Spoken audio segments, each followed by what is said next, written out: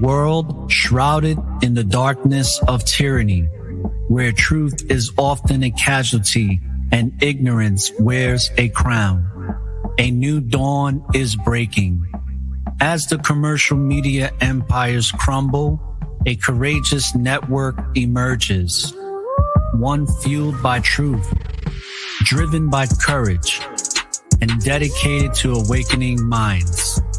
This is not just a podcast. This is a revolution of consciousness.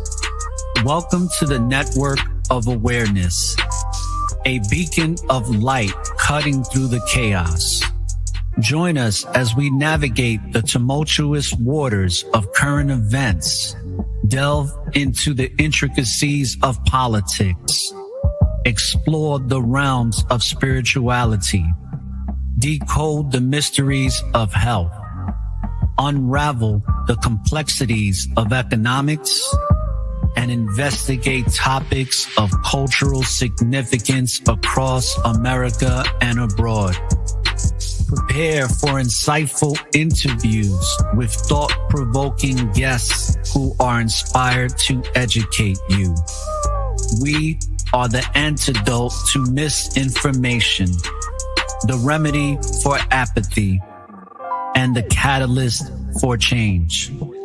This is your connection to a network of truth, courage, and awareness. Tune in, open your mind, and join the great awakening.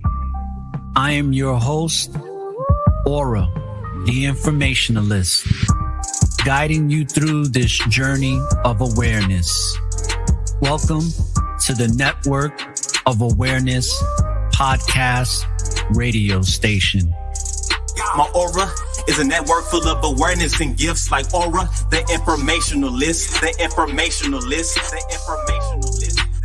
The content of this podcast is for informational purposes only and should not be considered legal, financial, or other professional advice. The views expressed in this podcast are those of the speakers and do not necessarily reflect the views, opinions, or positions of the Network of Awareness's producers, subsidiaries, entities, or any other associated parties.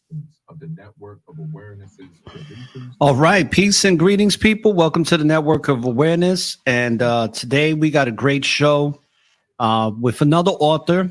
And I'm going to give you a little description of some of the things we're going to be discussing today. So I'm going to be bringing on a guest, Eloheem Ali. He's the author of FFFHAMS. We're going to talk about what FFFHAMS represents. But this episode is a Truth Seeker series episode. And in this Truth Seeker series episode, I'm going to present Discover the Hidden Truths of the Matrix Beyond the Illusion. And in this thought-provoking episode, I want you to join us on this captivating exploration of the profound idea that we live in a matrix, a constructed reality shaped by our collective beliefs, expectations, and desires. Delve into the concept that this matrix is not just a concept from science fiction, but a powerful force influencing our perception of the world. We are so deeply immersed into this construct that we don't recognize its presence, accepting it as a sole reality. So I'm going to interview Eloheem Ali, who's the author of FFFHAMS, which means Food, Forest, Foraging, Hunting, Anti-Fragile, Modern Society, Generation 1, The Philosophy of Order. This featured book is an invitation to question, challenge, and ultimately transcend this matrix we live in. So prepare for our journey in this discussion of self-discovery, spiritual awakening that demands courage and commitment. As we embrace the unknown and question the fabric of our reality, we unlock the potential to create a new world aligned with our true selves. So join Ali and myself as we unravel the layers of our existence, peeling back the illusions to reveal the profound depths of our souls.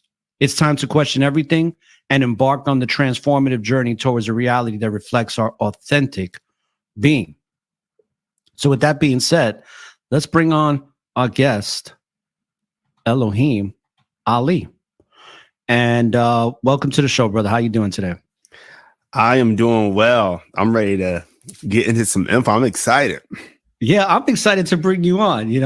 Caught you on TikTok, and I became a follower of yours on TikTok, and I started seeing these videos where you always have your green screen presentation and you're talking. And I was just captivated. I was like, wow, this brother's got a lot of information. And then I was going to ask you, like, hey, can we bring on this guy, Eloheem Ali, onto the show as well? And then you're like, well, that's my name. I was like, oh, okay, so you're the author of the book. So now people are going to know that you're the author of this book. And let's pull the book up real quick so people can see the cover. And we're going to have, for all the listeners that are watching, we're going to have links to his book and website that you can get. We're also going to have his TikTok page.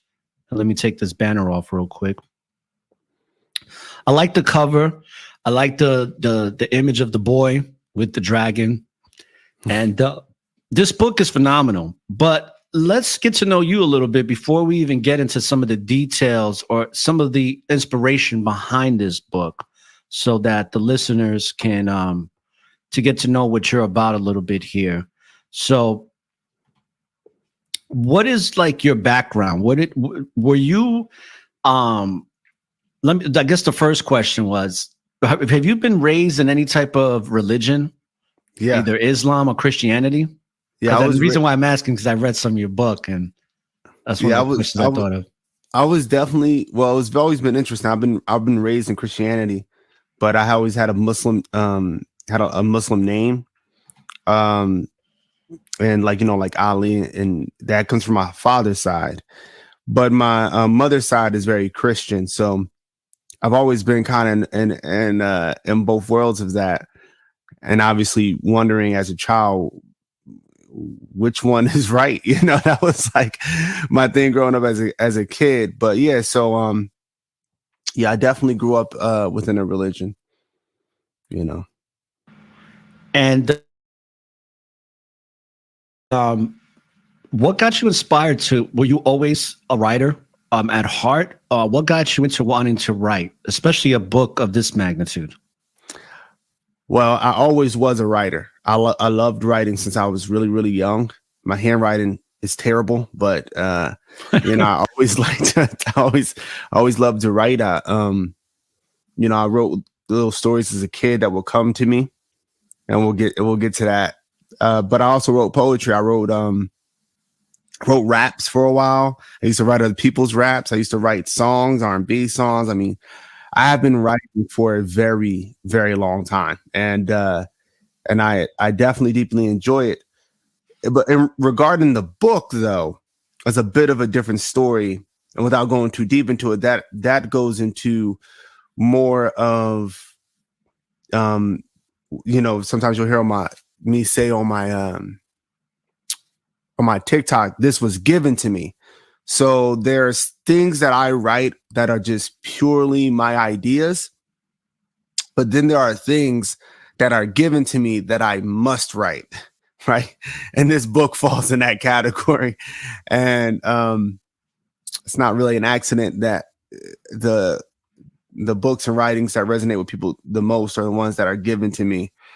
Of course, I had some great ideas that I've done well, but it's definitely the things that were given to me more spiritually that have somehow resonated with, people from all walks of life on different parts of the planet.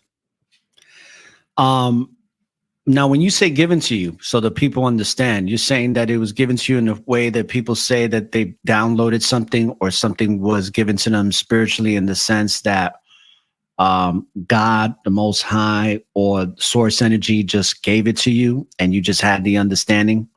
Yeah, so it's definitely a spiritual thing. And the reason why I always say given to me, and I don't get too specific beyond that, because I know people, because of people's misunderstanding of what God is, and the fact that we're raised in a very monotheistic society.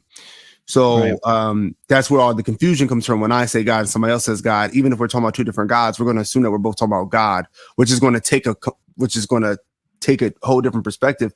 So what I like to say is that objectively, from my experience, so I should say subjectively, but from what I know in my experience, I was given this information by a specific entity, right? And so again, I don't want to use the word God or angel or whatever, because that goes into people's beliefs. So I'll just say an entity that transcends the realm that we normally walk in. And I could not originally understand the information. Originally, it was way too much for me. I was in college. I was about 19, I believe. And it was way too much for me to honestly understand at that time.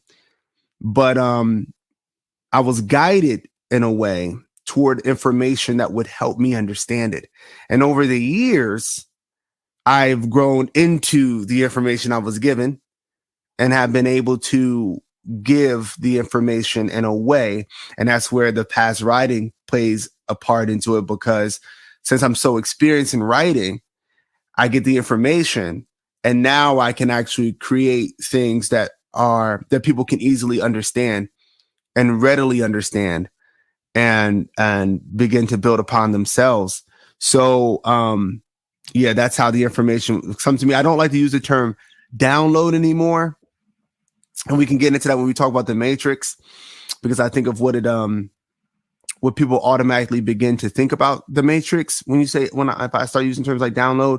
But yeah, significantly, they're just the difference in words. It's like a download. It was literally given to me like that way. And that's why I mentioned those few phrases, because everybody has a different form of understanding. I like to call it the creator of all, or where all energy comes from, because that's how I look at God, as energy, which is no beginning and no end, but the beginning to the end. So I know exactly what you mean. And the reason why I'm doing this podcast, why I even started, is because when I went through my rites of passage ritual with my godfather, who's a medicine man, because we're from Puerto Rico. And even though I'm from New York, if you want to call that construct Puerto Rican or whatever, I went through a rites of passage, and in my rites of passage, it was revealed to me directly.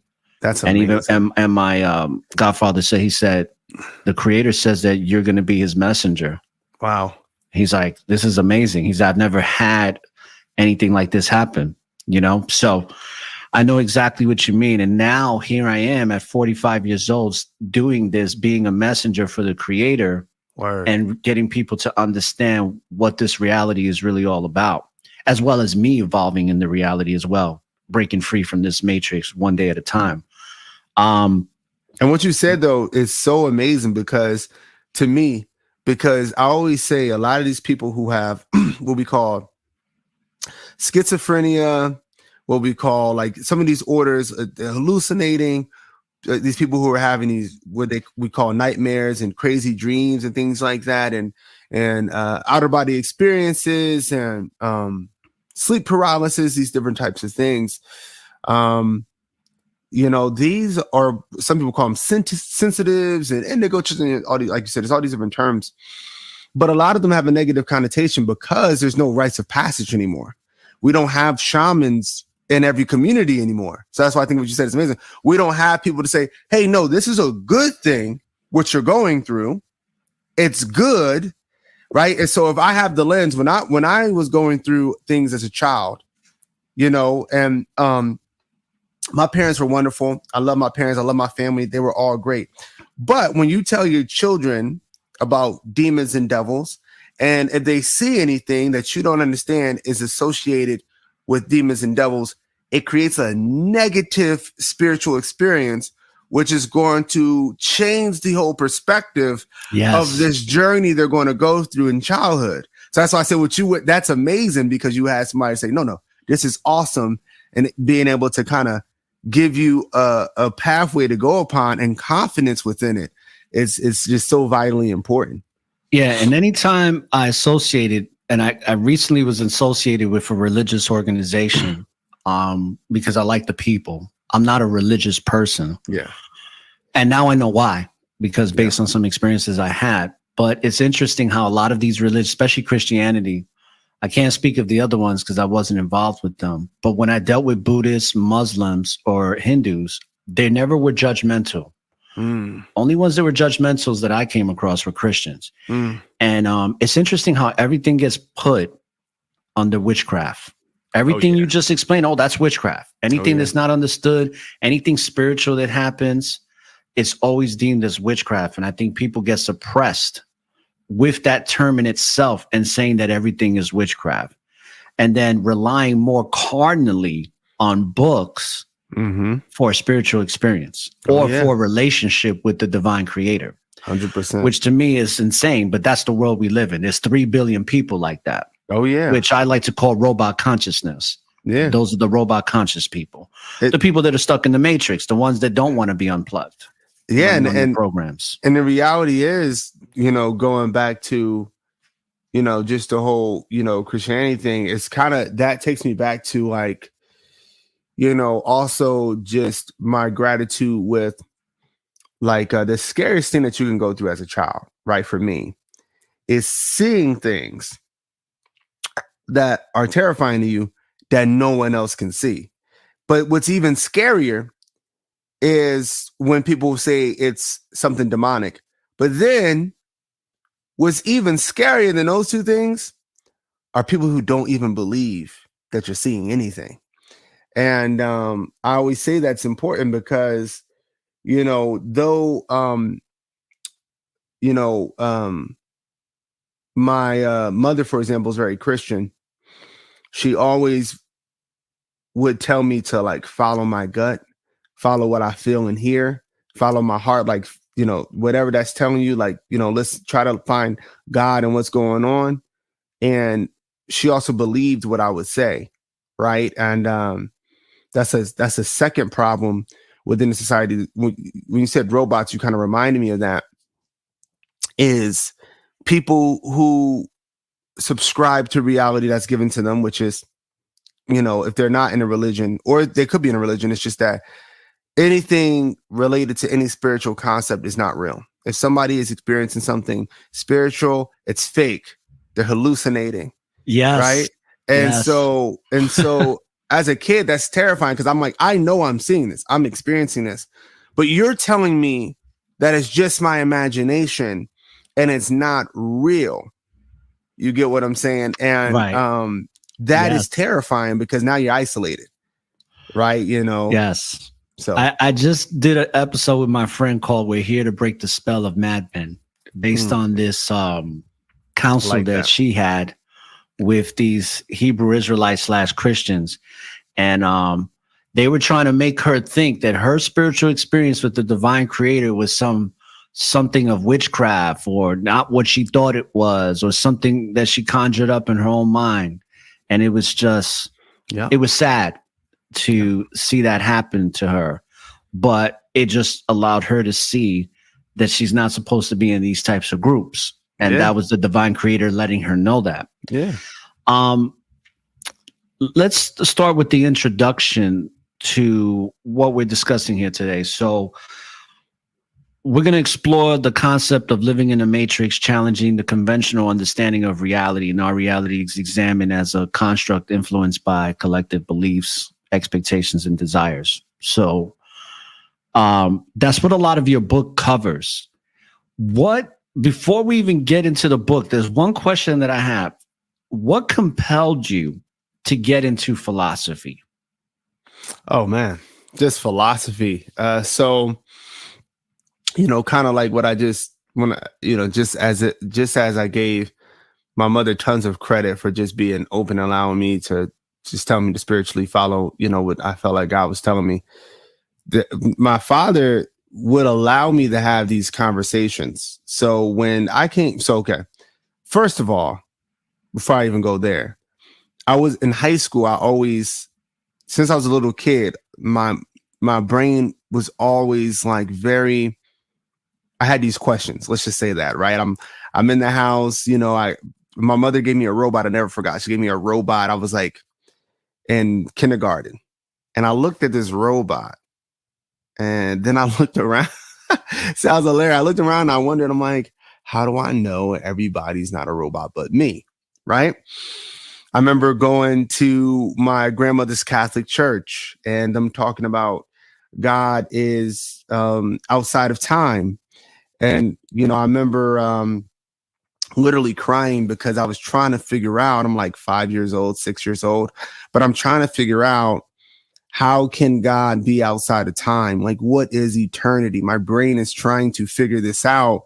And I'm having such a hard time because, again, I don't have necessarily the information. I have the questions. And I was in so much pain. I'm like crying because I'm so frustrated. And then so I said all that because through my life, I had these really deep questions at a very young age. And I thought that there was something wrong with my brain. I'm literally, by middle school, I thought that something is wrong.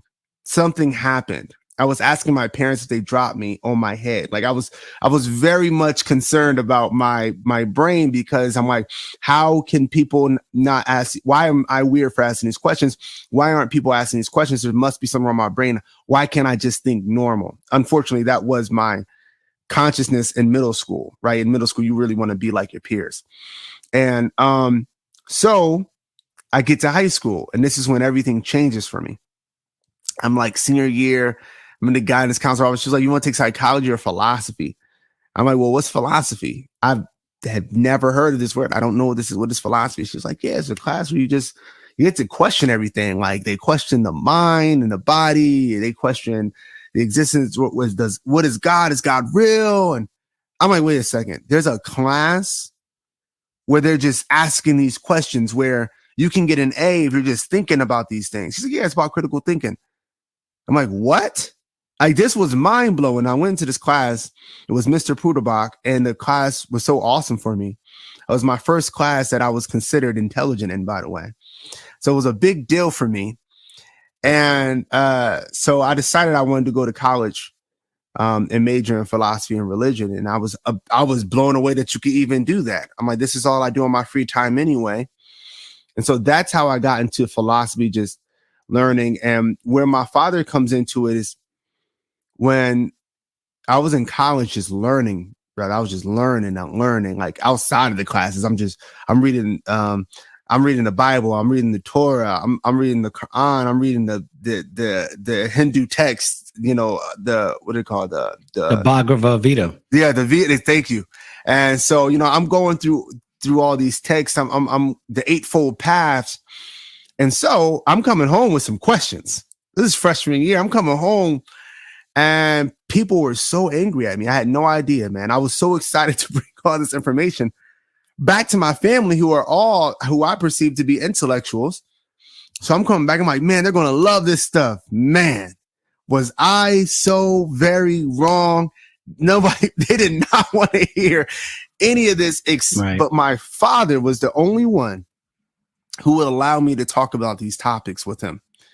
And so I always give him credit. It's like I give my mother credit spiritually. I give my father credit in that aspect because we could talk about politics, philosophy, anything. And my father would entertain it and he would talk about it and he'd be okay with questioning it all. And it kept me sane when I was in college because I had all these things I wanted to talk about. So that's how I got into philosophy. It's interesting how the people that you think are intellectuals are so far from it. Oh, yeah. And then the ones you think that are not are so close to it. Oh, that's the ones that you think are simple-minded are closer to being intellectually inclined. Oh, yeah. And the ones that speak articulately and, come off as knowing so much, they're so far from that. Oh, yeah.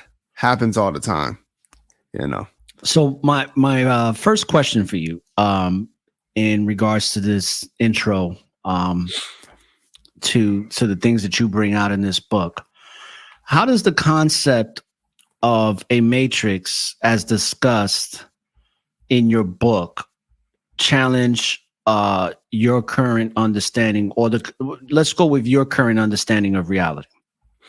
Yeah. So when I first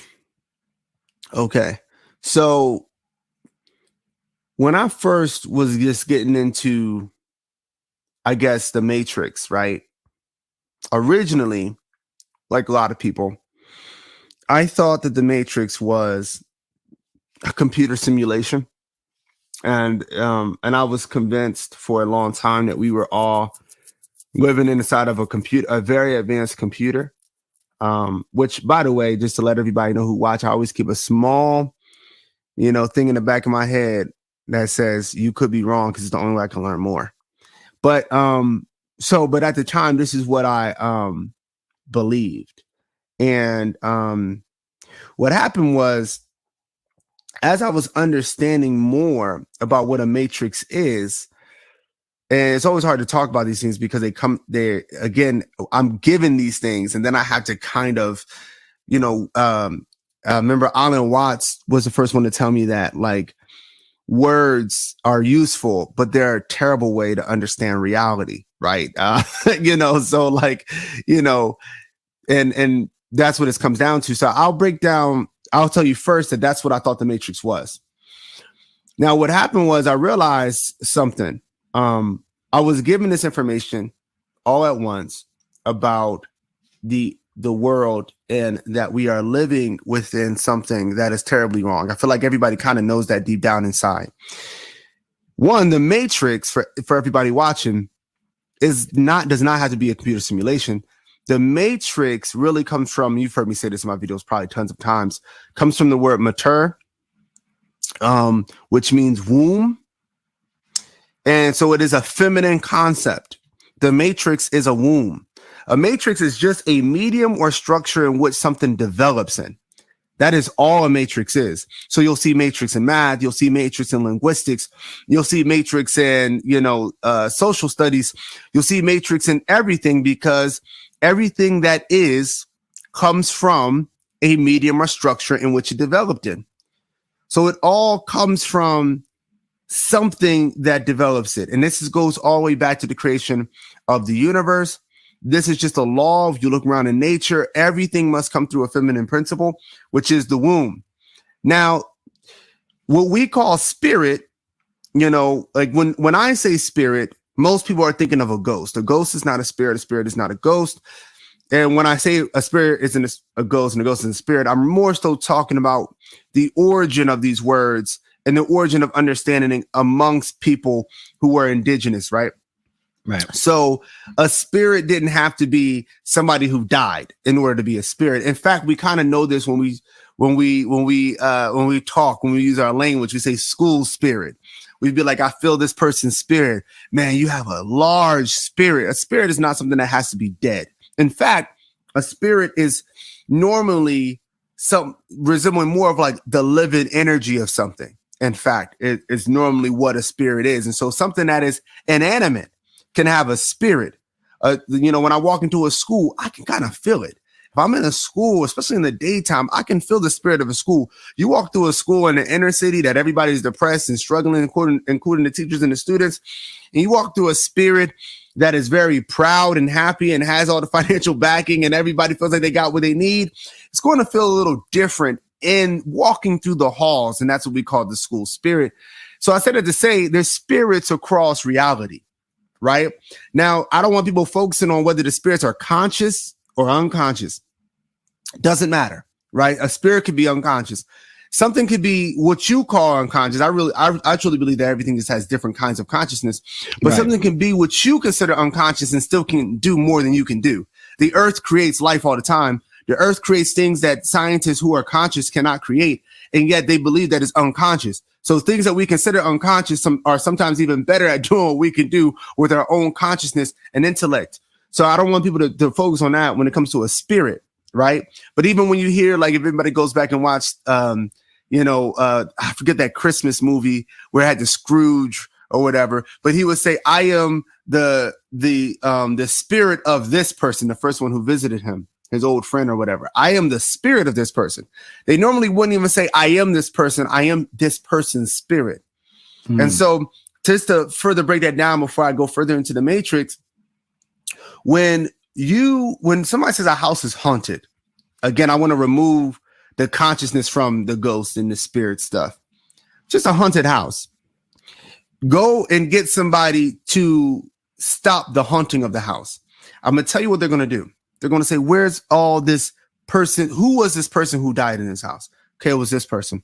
Where are their belongings? Where did they stay at?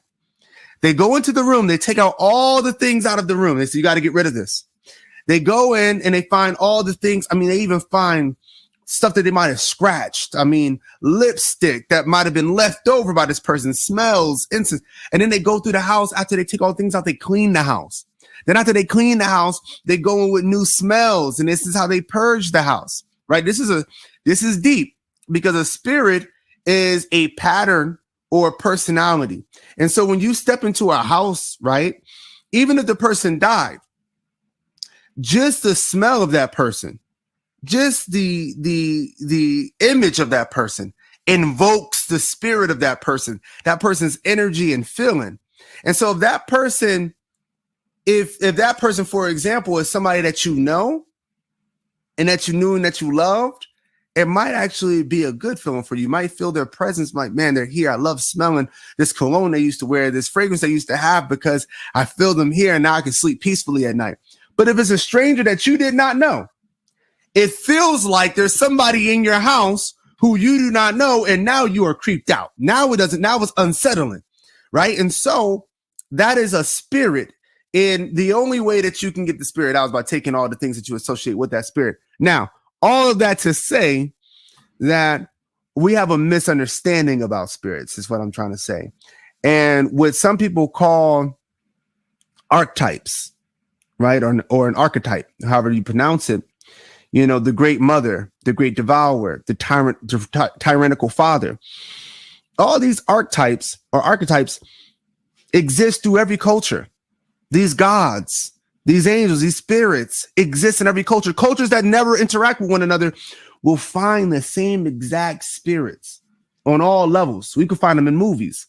You know, the great father is Mufasa, literally. And he feels like God, because a lot of times God in the masculine is presented as the great father. And that's why people call him the father. Right? Yeah. And so the great mother is the ultimate matrix, what you will call the great mother that birthed, people say that birthed the universe, that birthed everything into existence. But then you have the shadow of that mother. Every pyramid structure, if the sun is hidden correctly, is going to create two different shadows. And so of the great king, the great father, the great king is going to have two shadows, Scar and Simba. Scar is the tyrannical shadow, right? And Simba, before he accepted who he was, is the cowardly prince, the one who knows that he should be this person, but refuses to be that person because he doesn't want the responsibility. And so we see these spirits in people every day in our life, the great mother. So the great mother is the sustainer, the medium or structure in which develops you so that you can be free and independent. The great devourer is the matrix in which we live in today. The great devourer does the inverse. She is going to develop you so that she can keep you to herself, so that she can take from you. She's going to keep you in a domesticated or an infantile state, so she can constantly build and take from you so she can expand out while you remain the same, getting smaller and smaller and smaller. We know people like this, but we also know systems like this. And so civilization itself is the matrix we live in that is ultimately destroying humanity. But at the same time, if you notice, the weaker we get, the more advanced civilization gets and the more it spreads out. So that, I know that was a long explanation. No, hey, you know, when there's so much that came to mind, and I don't want to interrupt you, but I mean, we live in a world of duality. Yes. So you always see in the movies, the devil's on the left, and the angels on the right. And I always equate that to the higher self and the ego. Yes. Right. And also, too, when you were giving this breakdown, I couldn't help but to think about the Bible, because I feel like the way the Bible was constructed. Yes. It's a bunch of books manipulated from ancient texts to fit a certain structure and mindset.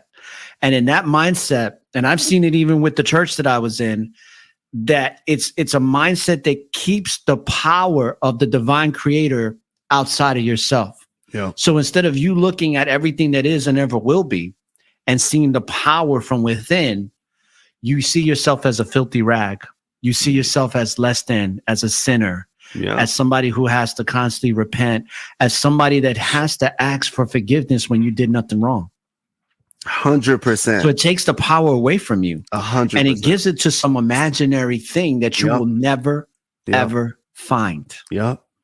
And that's how I see religion, where it keeps you suppressed from your true self And being the one with the creator of all. I got to add to that because I know we're still in the matrix, but I got to add to that. And people are going to see this kind of start manifesting in future books without spoiling anything, because they're all of them are pre-written in a way, because they're all given to me. But when people talk about the Bible, and it's people, my latest videos have kind of been harking on this a bit. They really do not understand, right? That there are two things going on here. Okay, there's one thing that transcends us and one thing that does not. So the part that does not transcend us is that humans are petty, or can be petty, Right? and humans will do things with their own interest. And so when you're putting together a book, right, it can start as, I'll use my books as a reference. So let's say people are still talking about this book thousands of years from now, but let's say that the Matrix wins, and so when we didn't go, if we're not using FFFHAMS, we didn't, somehow the Matrix won. People will twist everything in that book to fit whatever they needed to fit while they're talking. You get what I'm saying? People, I know exactly what you mean. people will cross things out. People will take out pages and put in new. They will do whatever they take, and then people will know that they have done that to the book, but because they were raised in that interpretation of the book, will defend the edited version. So that's the first level, and it hurts people to learn that about the Bible, because it's so dear. It's so dear to a lot of us who grow up with it as this book has the answers to everything, and no matter what problems you have, you can go into this thing, and but that's because we don't understand the history of it. So that's one level of it. But the other level is that, again, when we talk about spirits do communicate with people. And what I mean is, abstract things do have bearing into our reality. And so some people can talk to abstract things in their dreams. And this is why I always say, we got to stop saying that dreams are fake. I used to challenge this philosophy class all the time. I'm like, what proof do you have that the Tyrannosaurus Rex that I've seen in my dream is not real? And if you said it is in my brain, can you open up my brain while I'm dreaming and show me exactly where this T-Rex is located? Right? Because you can't. And so it's a weird thing for us to say that dreams are fake, because our ancestors used dreams to talk to spirits and to our ancestors and to gods and deities and to the Most High. So this is important. And most people who we consider prophets of the past will tell you that I got that through a dream or through astral projection, or all these things that are considered bad today or fake, astral projection, or through, and I don't want to go too deep into herbs and plants, but through eating certain herbs and plants, to the point in which there are certain plants that people consume, and I'm sure you know this, they will see the same deity every time. Strange stuff. Same plant will show them the same deity. And no matter what culture, belief you have, everybody can come in. If some people probably already realize who are watching this later, I'm talking about ayahuasca. But no matter where you go on the planet, where you come from, people will take this thing and they all report the same experience. Now, no matter what you think about that goddess and deity, none of that matters to the point that I'm making. The point is that spirits or abstract entities, what I like to call them, that exist on other realms, do have bearing into our timeline, our history. And I say that to say that now this is where we're going to combine the universalness of the Bible with the pettiness of humans. And this is dangerous. So when you have spirits, right, who we call gods, Eloheem, whatever you want to call them, that are not the Most High, right, that are communicating with people, and people are writing these things down, right? Like Yahweh is one of these beings. And I don't want to offend anybody watching this. I know Yahweh is very dear to people's hearts. But Yahweh is a separate entity from El Elyon. And if you read the Dead Sea Scrolls, they make this very clear. This is made extremely clear, and it hurts people's feelings all the time. But you have one spirit who is Adonai or Yahweh, And he's very clear about who he is as a spirit, by the way. Anybody reads the Old Testament, he's not parsing words with anybody. He tells you over and over who he is. I am a God of war. I am a jealous God. I am here to take all the other gods down. I believe that I should have rule over the other humans. Now, this is not me talking about Yahweh as a conscious entity again, as I'm not going into that. We're going to put that to the side when we talk about these. Weird, because I was going to say, it's already been proven that Yahweh was a flesh breathing man. Yes. And that was also in Leo, and Leo was given many different names. This is important because so the manifestation, I'm going to say that because now we're going to go even deeper now. Yeah. I was trying not to go too deep, but we're going to go deeper. So things manifest through different levels, right? So you'll find Yeshua or Yeshu, Jesus of Nazareth, these type of entities, you'll find them throughout history. And you'll find that story. Right. Yes. Throughout history that's very similar. I mean, all the way up into, like, I could literally bring up historical character people who've recently existed, like Malcolm X, and show you literal things that are similar in life. I'll just give you an example. Malcolm X came from a tradition of people who he later rejected, right? This is a common story. He learns through his alignment. He's in this tradition. He comes out, he's like, man, I'm just not so sure if that's the way. He starts teaching a different way, right? The powers that be perceive him as a threat. Remember, the FBI, if anybody didn't see it, the FBI is called, can't remember, I forgot what it's called, but it's a document. Oh, COINTELPRO. Right. And it said that they wanted to stop the rise of the next Black Messiah. Can't make this stuff up. This is what they wrote. They identify. And one more other thing, too. Don't forget that the antagonist, which would be J. Edgar Hoover in this case, there's always an antagonist. There's always somebody that's the shadow. Exactly. And they identified Malcolm was this guy, right? They looked at us, said Malcolm's that guy, right? Now, everybody's debating whether it was the FBI, Nation, and I always say it was all of them. Okay, everybody was working in cohesion. Just like if we go back and read the story of Yahshua, everybody said, "Oh, it was the Jewish elites. Oh, it was Rome, the Pharisees, right? It's the Pharisees. They're working in cohesion, people. These people are working. These elitists are working together. All right, and then, but a mistake is made. They murder the person, but accidentally create something greater. If Malcolm, I always contend this. If Malcolm X was not murdered, he would not be, I say the same thing about Tupac, by the way, he would not be as big as he is today. Right. And a lot of these evil people make the big mistake, right? Because when somebody has a spirit of something, and that goes back to the spirit, and you kill them, you release it, right? As soon as you murder them, you have now released it. And the dangerous thing when it comes to lead about spirits is once you let the spirit out, you can't put it back in the bottle, right? They say once the genie's out of the bottle, it's out of the bottle, baby. There's no putting Malcolm X. Now we can make Malcolm X whatever we want. People make Malcolm X things, and I love Malcolm X, but we make him things that he wasn't. Just like people make Tupac things that he wasn't. Why? Because now it's the spirit. The spirit is subjective. I can make the spirit whatever I want. I can call it this, I can call it that. So when it goes back to Yahweh, right, is that you have this person who has this spirit, right? Now, I'm not going to go too deep into the Sumerians and Anu and Lil. So I'm not going to go too deep into it because that would take a long time as well. But we can have you come back and we can discuss. Yeah, we can go. You have these spirits, right? And so Yahweh makes it very clear, again, who he is. He is not parse words. And so what you have is in the text, because what they did, and as you know, they took all these different names, El Elyon, Eloheem, Yahweh, El Shaddad. I mean, I can go on. And they just said, we're just going to take all these names. We're going to put G-O-D.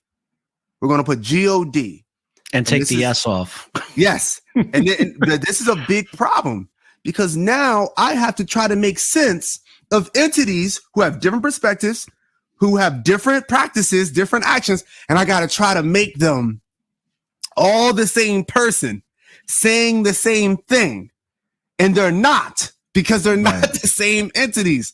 And so, I just wanted to hit on that.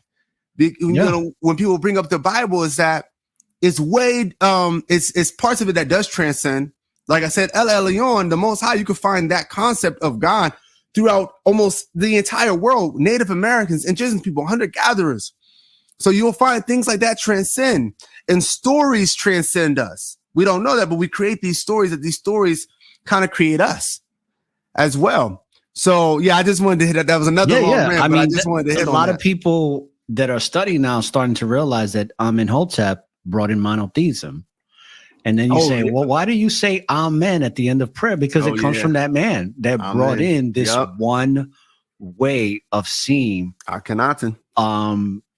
Just the one way of worship, so to speak. Oh yeah. And bringing it all into one. Yeah. It was what's interesting, and I wanted to bring it up before. It's interesting how people take their books like the Bible and they will justify their behavior by manipulating a scripture within that Bible.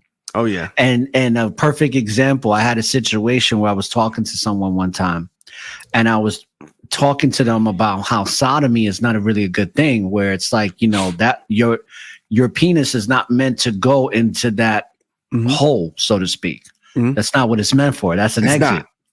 Right. So they basically brought out a scripture about how what you do with your wife behind closed doors is your business. You know what I mean? Oh, okay. To justify the behavior. Yes. And I see that a lot with people in religion, is their behavior will be something in error, but they'll bring you out a scripture and interpret it to justify the behavior as ain't nothing wrong with that. You know what I mean? But it could be 100%. Even killing somebody, chopping somebody's head off, right? But 100%. I mean, that's done often. Yeah. That was done throughout history. They looked in and said, you know what, we can find some backing to go ahead and kill these people over here. So that was done often, you know, and people have a hard time, by the way. My favorite book of all time is Genesis, you know, and people find it ironic. I love the book, right? I've read the book so many times, and I love it not because I think everything inside of it is true, because I know it's not a reference for me. I know how, you know, humans work. What I love about it, right? Because again, stories, there are parts of the Bible that, of course, listen, there are parts about Star Wars story that transcends humanity. And what I mean is, like, there's stories that just will always be told. There are stories that are in us. There are stories that you can find within the animal kingdom, right? There are certain stories that just transcend. So I just want people to know that's what I'm saying when I talk about Genesis, that there are stories in there that's just always going to transcend, that you're going to find in different cultures. Well, that's what George Lucas did. The whole Star Wars thing is basically the Bible, the Nag Hammadi, the Bhagavad Gita, and other ancient texts, like divine from stories. Thought, like even Billy Carson. I don't know if you follow him with the Emerald Tablets. These are ancient stories that these people know about, and they introduce it in a different way. Yes. And that's why they resonate. And that's the point. Right. The point that I always try to tell people is, like, at the same time, because, you know, when I first learned everything I learned about the editing of the Bible, I was ready to throw the whole thing away. I hated it. So angry. But what I try to tell people who get angry about this new information, that this thing has been heavily edited, and that you know, kings have largely influenced this, and, you know, especially when you go into the after the Catholics, you know, Roman Church is established, but at the same time, just like I could say about the other divine texts within the world, or the orally passed down mythologies that, you know, hunter-gatherers still pass on. These stories do not throw them out because they might not be literally true. One of the biggest problems is, and this happened in Christian history, by the way, when the Catholics was just, and they still do it. When I say Catholics, by the way, I mean the Catholic elites. I try not to merge the everyday people with the elitists at the top of any group. And I believe that we do this specifically with history, about like European history. And so I'm really big on, like, calling out the elitist and not the everyday people who were also subjugated and oppressed along with the elitists. But the Catholics, they were hoarding information. And so when, and anybody knows the history of Martin Luther, not Martin Luther King, but, Martin Luther, Right. Pretty much going to war with the Catholic Church because they were so corrupt. One of the worst things that happened from that movement with Martin Luther was that he literally, ironically, changed history because the Catholic Church used the vagueness of the text to make you do whatever, to give them power. He went the exact opposite route, which I also disagree with is reading it all as literal. And this actually changed the way that we all started to read. No one prior to this time, almost no one would read a story, a divine story, and try to make it fit exact literal history. Almost no one would do that. Almost no one would read the story of the Garden of Eden and think that two people ate an actual fruit and they were kicked out of a specific Garden of Eden because they ate of it one. Nobody would actually believe that at the time. But because of the corruption from the Catholic Church, they said, listen, we're just going to read it for what it is so that no one could ever tell us that actually you're reading this wrong. It actually means this. And so when we talk about oral traditional stories, we have to understand that there's deeper things within them that transcend us. And that's why I like stories like Genesis, is because I can still read them. And because I'm not trying to read it as a literal story about two people populating the entire planet. No offense to anybody who does believe that, by the way. We all got our own beliefs. But, no offense. That doesn't make sense. But if they want to believe it. Yeah, you want to believe it, believe it. But when you don't take it literally, is what I encourage everybody, then you can really start learning.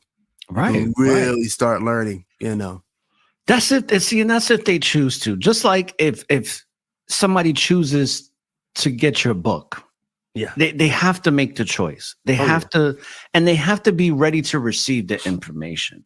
I think that's the biggest part when it comes to spirituality. Is there's certain people that are ready to be unplugged, and there's just certain people that are not, and they're going to stay plugged into that matrix. Which goes into my next question. And before we do that too, I was just going to say, like, these people that get killed, that word martyrism, they become a martyr. Mm-hmm. And when you were talking about releasing that spirit and it can't no longer be contained, there's so many people that get martyred, just like a Tupac. Yes. Right. 100%. And it's like, and I wasn't a big Tupac fan. I liked some of his music, some of it, especially that song from Above the Rim. I forgot what it's called. That was one of my favorites. But I was like, I always said, like, this dude was very egoic. Like, he was a nice person to be around. If I know people that knew him, wasn't a nice person to be around. And it's like, we glorify these people that are really not that good. Like, if you was around them, you really wouldn't like them. You know what I mean? Oh yeah, that happens a lot because that's the world we live in. But going back to my question, my next question is in what ways do you see the influence of collective beliefs shaping the world around you and around us? Yeah, so that goes back into what the matrix actually is, right? So we think this is part of the mythology that we have today. Every group of people, every society has a mythology, but they don't know it's a mythology at the time. So one of the mythologies we hold dear is that our beliefs aren't real, right? That our beliefs don't exist anywhere but our mind, and that our mind is somehow separate from the rest of the universe, which is a very strange belief. But nonetheless, we have it. The reality is, just as people say words affect reality itself, observation affects reality itself. Beliefs affect reality, and you can become a prisoner within a belief. And I'll give you an example. When I was teaching in the inner cities before I had my own businesses and writing books, I was a teacher. I taught for about 5-6 years, and mostly in the inner city schools. When I tell you that outside of school, some of these kids never leave their block, that is not an exaggeration. I mean, you know about this, right? That's not an exaggeration. When I tell you that there are some adults who have never left their neighborhood, their city, that is not an exaggeration. It's like that in Staten Island. So you have a lot of people that live within Staten Island on the island that never even been to Manhattan. Yeah. And they're 40 years old. That's what I'm saying. And what happens is, and they can't see it, by the way, not all beliefs are conscious. And that's right. a really important thing to say. But they have a set of beliefs that are not allowing them to leave. They have a set of beliefs that is not going to allow them. And when you talk to them, it's almost like talking to a robot. And robot consciousness. Yeah, it's almost like talking to a robot. You're like, hey man, why don't you go out? It's like there's something. If anybody ever watch Westworld, did you ever watch Westworld the first season? Oh, love Westworld. Yeah. Oh my God, I didn't like the third season. I wasn't able to finish it, but the first and second season for me, man, was like I was so obsessed with that show. And the first season was like mind blowing, man. Very mind blowing. Oh my God! But anyway, I can talk about that, but if you remember in that show, if you tried to show the robots like a picture of the outside world, they couldn't even, their brain couldn't comprehend it. They would find something to explain it away with, right? And it's because they have a set of beliefs. They call it programming. I'm gonna call it belief, right? And so those beliefs become a cage. And what the Matrix is so good at doing, by the way, the Matrix works independently of us at this point. And this goes back again into every spirit wants to manifest. Everything wants to, first of all, not the spirits, everything ever wants to manifest, even if it's not conscious. It wants to manifest. It's just a part of being. Everything wants to come into some sort of being. It's just the way it is. In this Matrix, people, I'm telling you, and this is where it sounds spooky for people, this spirit wants to be here, and it is here. But the way that it does it is so intricate, right? And I don't want to make him sound like he's saying things. He's not Richard Dawkins. He's not saying what I'm saying, but he talks about memes, like what a meme is. A meme, or now a meme is kind of like a joke, but a meme this term was created by him. And it just was a social or a non-biological form of a gene. So he was trying to explain how certain ideas will spread and grow and evolve, even though they have no biological component. They are somehow acting like an organism in a way they are interfacing with reality. And so he said, I can't call it a gene because it's not biological, so we're going to call them memes. And this, what we call civilization, has figured this thing out so well, that it's even bypassed that. So originally a society could only grow and evolve if it had the best memes, the best ideas, if it was truly the best. Civilization realized, no, we're going to bypass all that. In fact, instead of going, and we see this in our actual world now on the internet, instead of going to war with you on ideas, I'll just destroy you. I'll just destroy you. I don't have to contend with whether or not you have a better system. I will decimate you. And now today we decide what is best. Again, going back to the Yahweh spirit and the spirit that people believed, and also Baal. What people believed at the time is whoever won the war had the best God, bruh. Forget what you believe and think.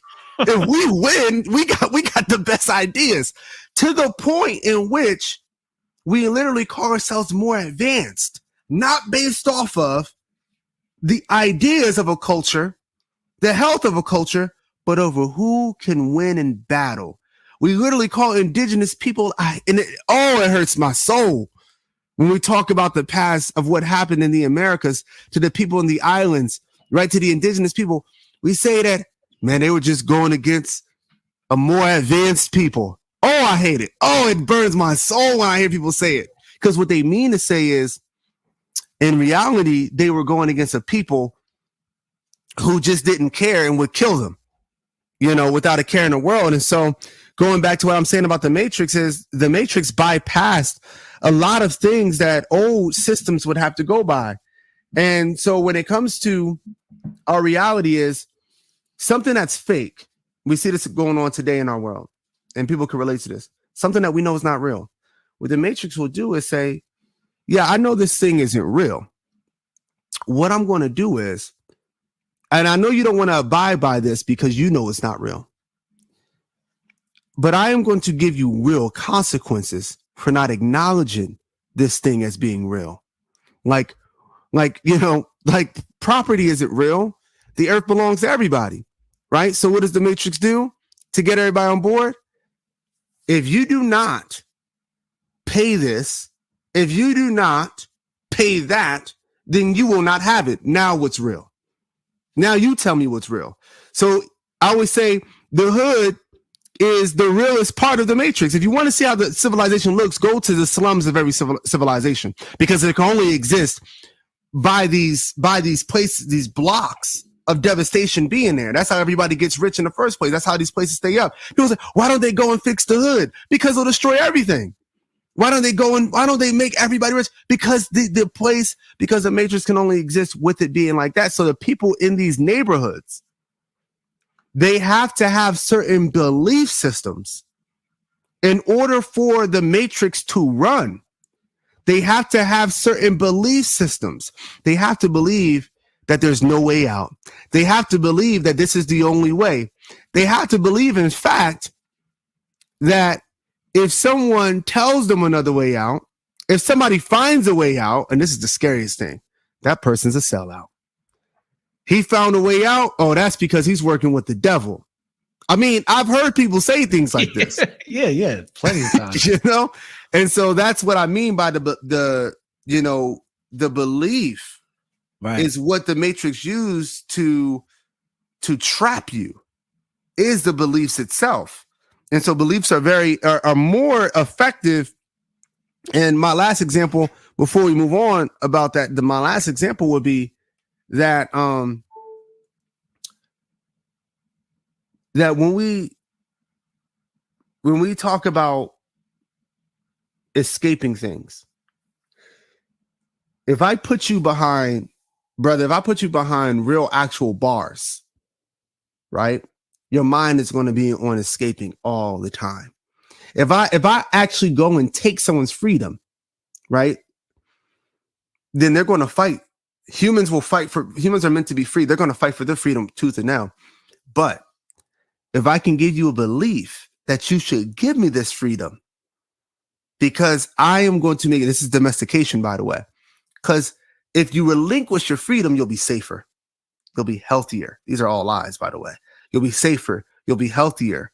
Life will be easier, right? Especially if I can use fear. If I can use fear, then you'll give me all your freedoms willingly. I don't got to take anything. And that type of prisoner and that type of slave will never break out because they don't want to be free. You hit it on the money. Have you ever listened to any Alex Collier presentations? No.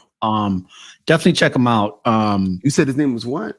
Alex Collier. He back in the 80s and in the 90s, he's a man who did a lot of presentations on his conversations with Andromedans that would come visit him.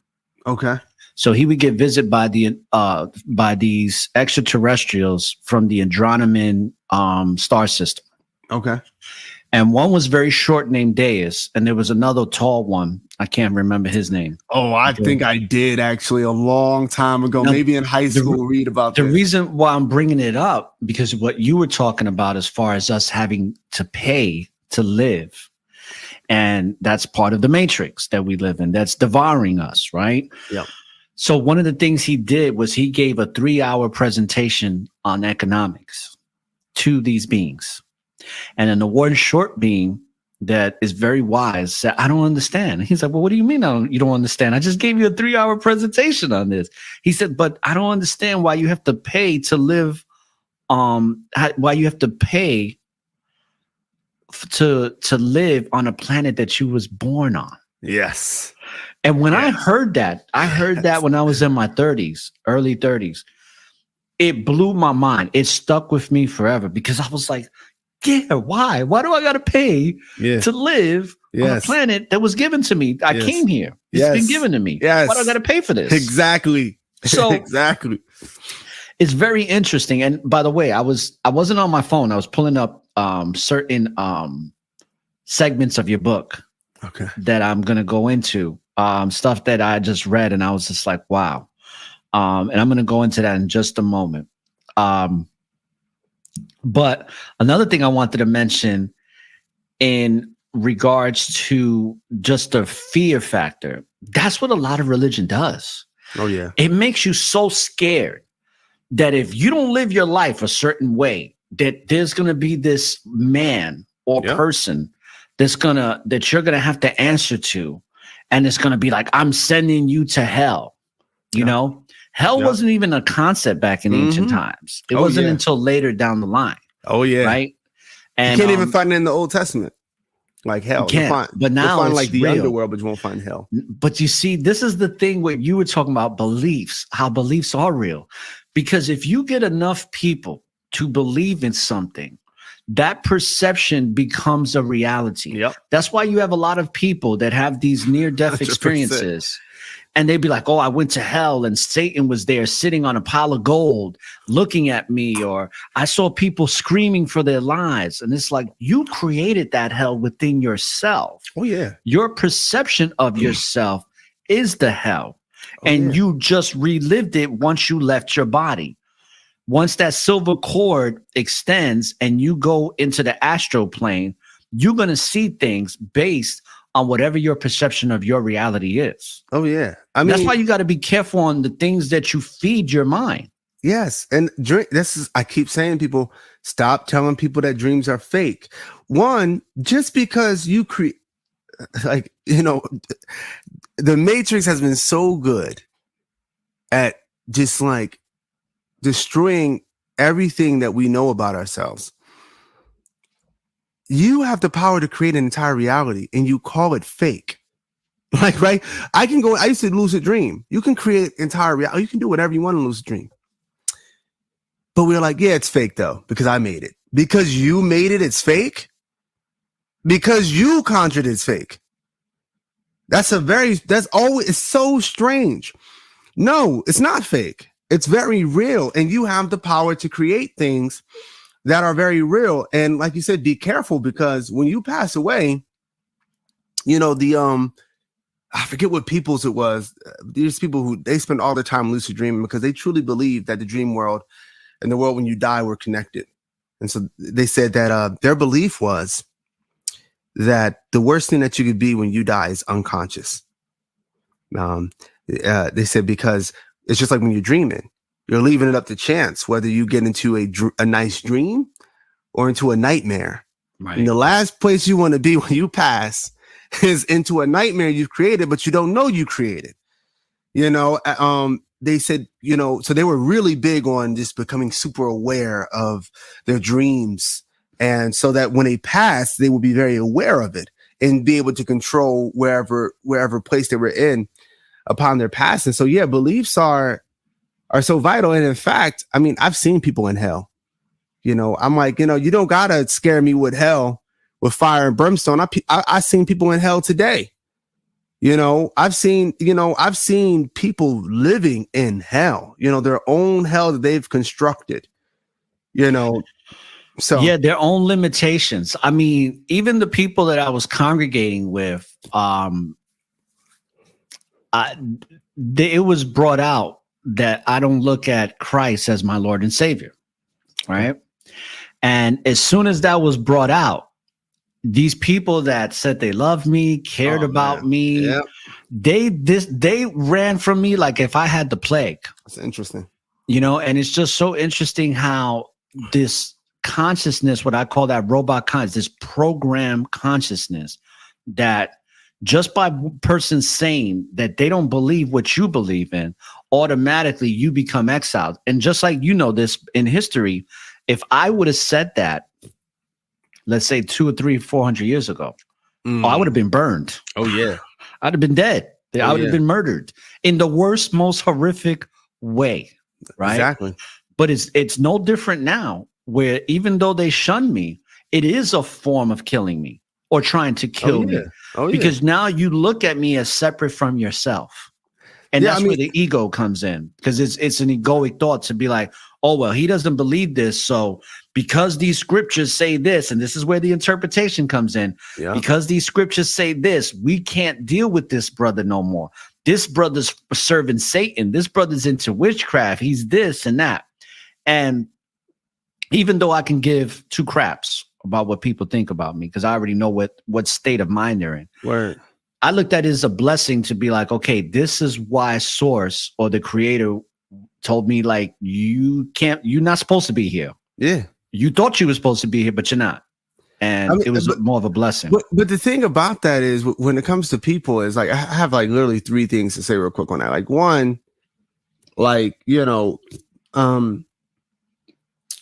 I still cannot find, and I've challenged people to do this, because in college I read the whole Bible. I read the whole Bible maybe two times, 2.5 times. I didn't finish it the last time I tried, but I cannot find where Yahshua or Jesus of Nazareth claims to be specifically God.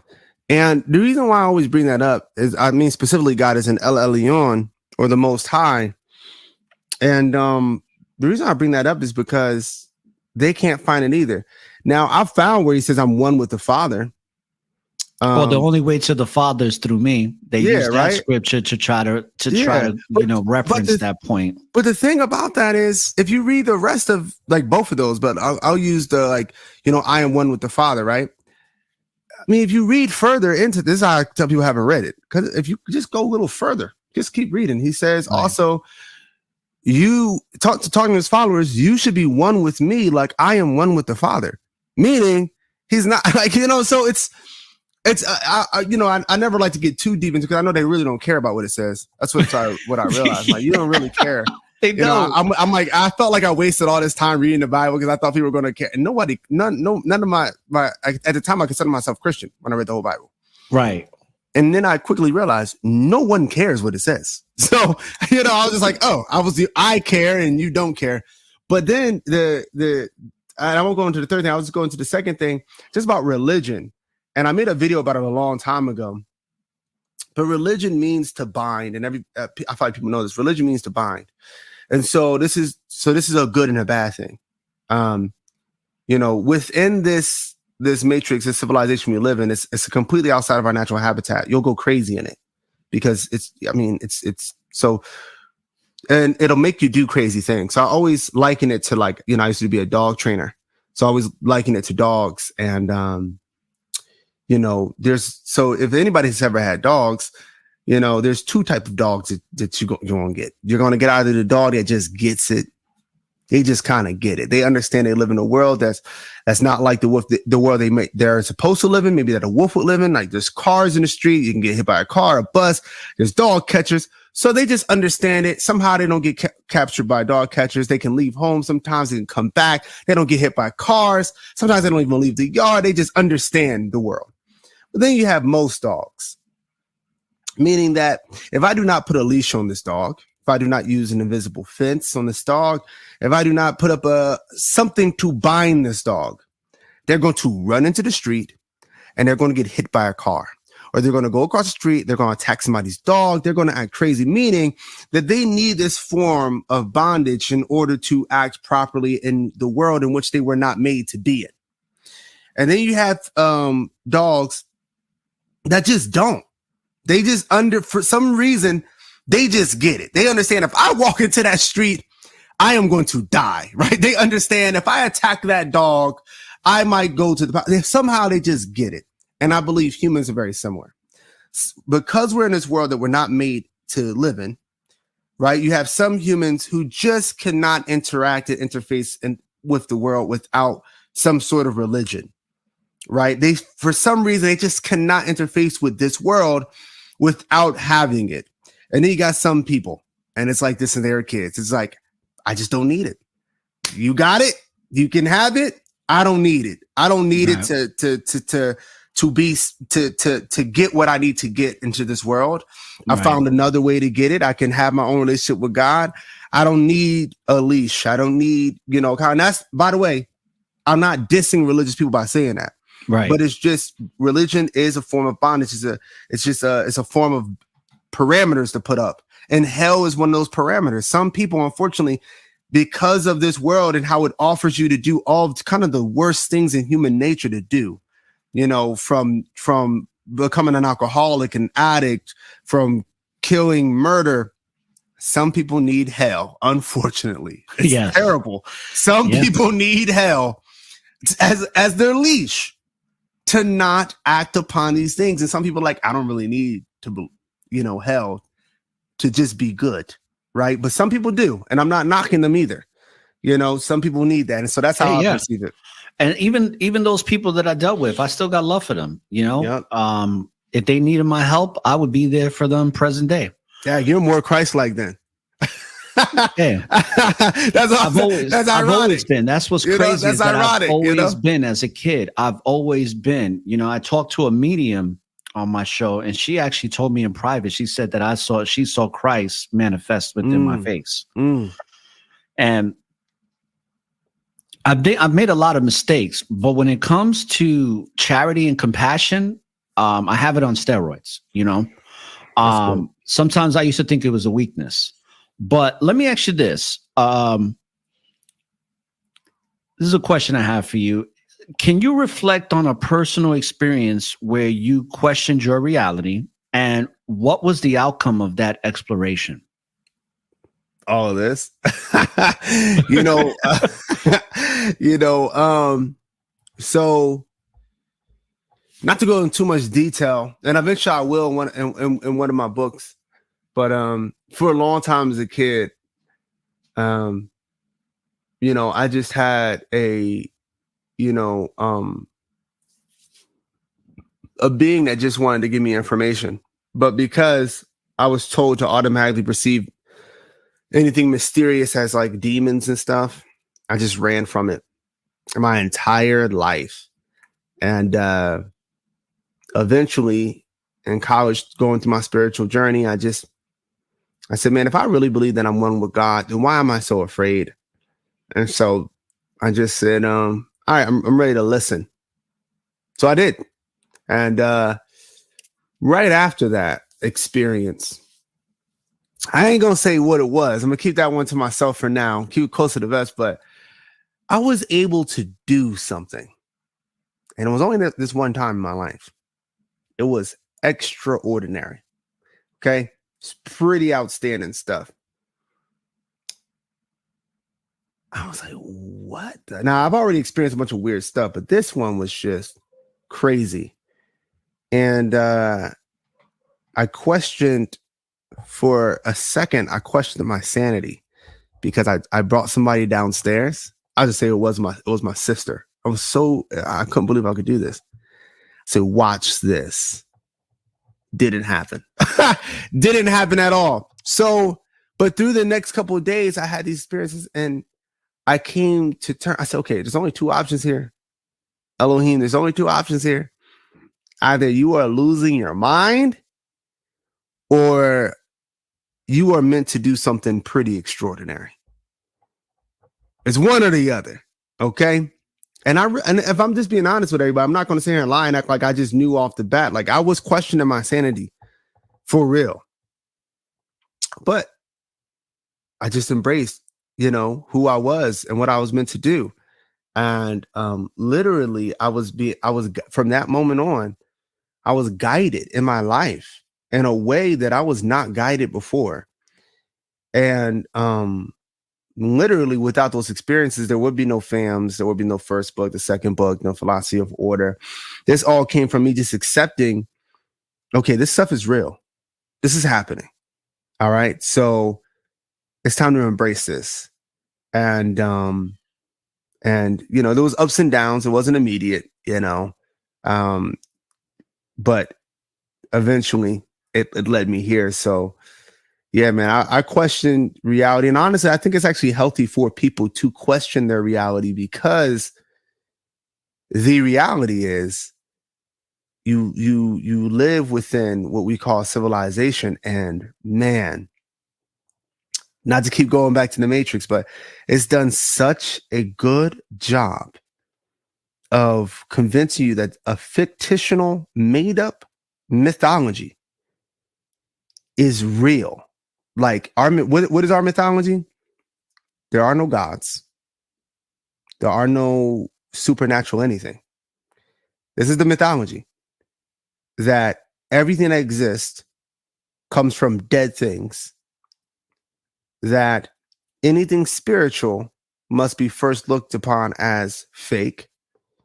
And the only way that we can understand anything is through physical, empirical data.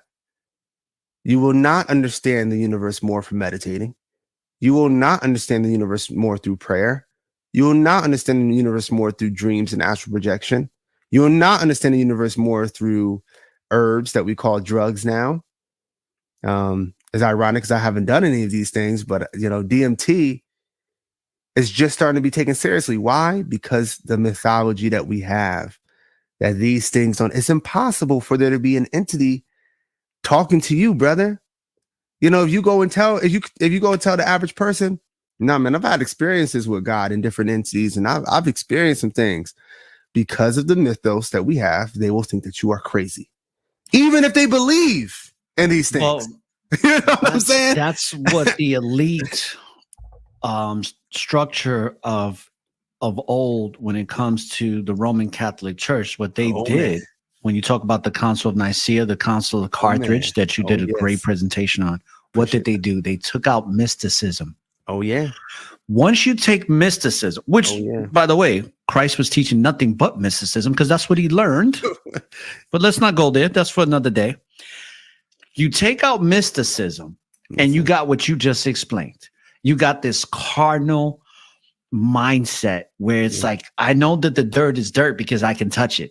You're imprisoned in this 5 sense reality. Oh, yeah. And it keeps you completely limited, completely unaware of who and what you are and where you truly come from. Oh, yeah. That's a good mythology because it's so convincing, right? It's so convincing because what I have to do to really, I'll just give you an example. This is how good this mythos is. That when I used to debate with atheists, there was a time in my life, all I did was debate with atheists. That was like my thing on the internet. And this is both ways. But I'll just use the atheist for this example. Anytime I would tell them, this is how I would get them every time. They'd be like, God doesn't exist. I would say, which God? What do you mean? What do you mean, which God? God. Like, tell me what God you're talking about. I'm talking about the God of the Bible. Which God of the Bible? What God do you worship? I know many gods. I worship the highest God, but are you talking about the Most High? Are you talking about the Son? Are you talking about the earth? Like, what are you talking about? Because different peoples have different gods. Some people's God is literally the forest in which they live in. So which God are you talking about? And so many atheists were puzzled. The reason why they were puzzled is because even though they don't believe in God, the mythos states there is only one God, right? The mythos states that there's only one God, and this is further, that is the only God worth talking about and debating. And I only bring that up because one of the greatest things that the great devourer is able to do is centralizing, right? One thing I could always say about, at least on Earth, I can't speak of every planet, but at least what the creator did on Earth. The creator has a huge bias for diversity, biodiversity. It wants a plethora of everything. The great devourer is the exact opposite. The great devourer is everything centralized. Everything. I mean, your God must be centralized. Everybody must believe and think about the same God when we're talking about God. No, you cannot talk about nor think about nor mention any other deity ever. Don't do it. There's one, to the point that people have made Yahshua or Jesus of Nazareth a God, like literally God. Like every being, everybody has to be made one Right. central thing. Yes. You get what I'm saying? Banks, You hit religion, it right on the money. everything. So And it's funny because what's interesting about that in the church that I dealt with is that, and I've seen this with other churches, is that they deified this figure of Jesus Christ of Nazareth so much that sometimes they put this man before the Most High. oh yeah. And I always said this thing. I said these things on my show about how you going to give your mother and father their name. How can I give? I like that.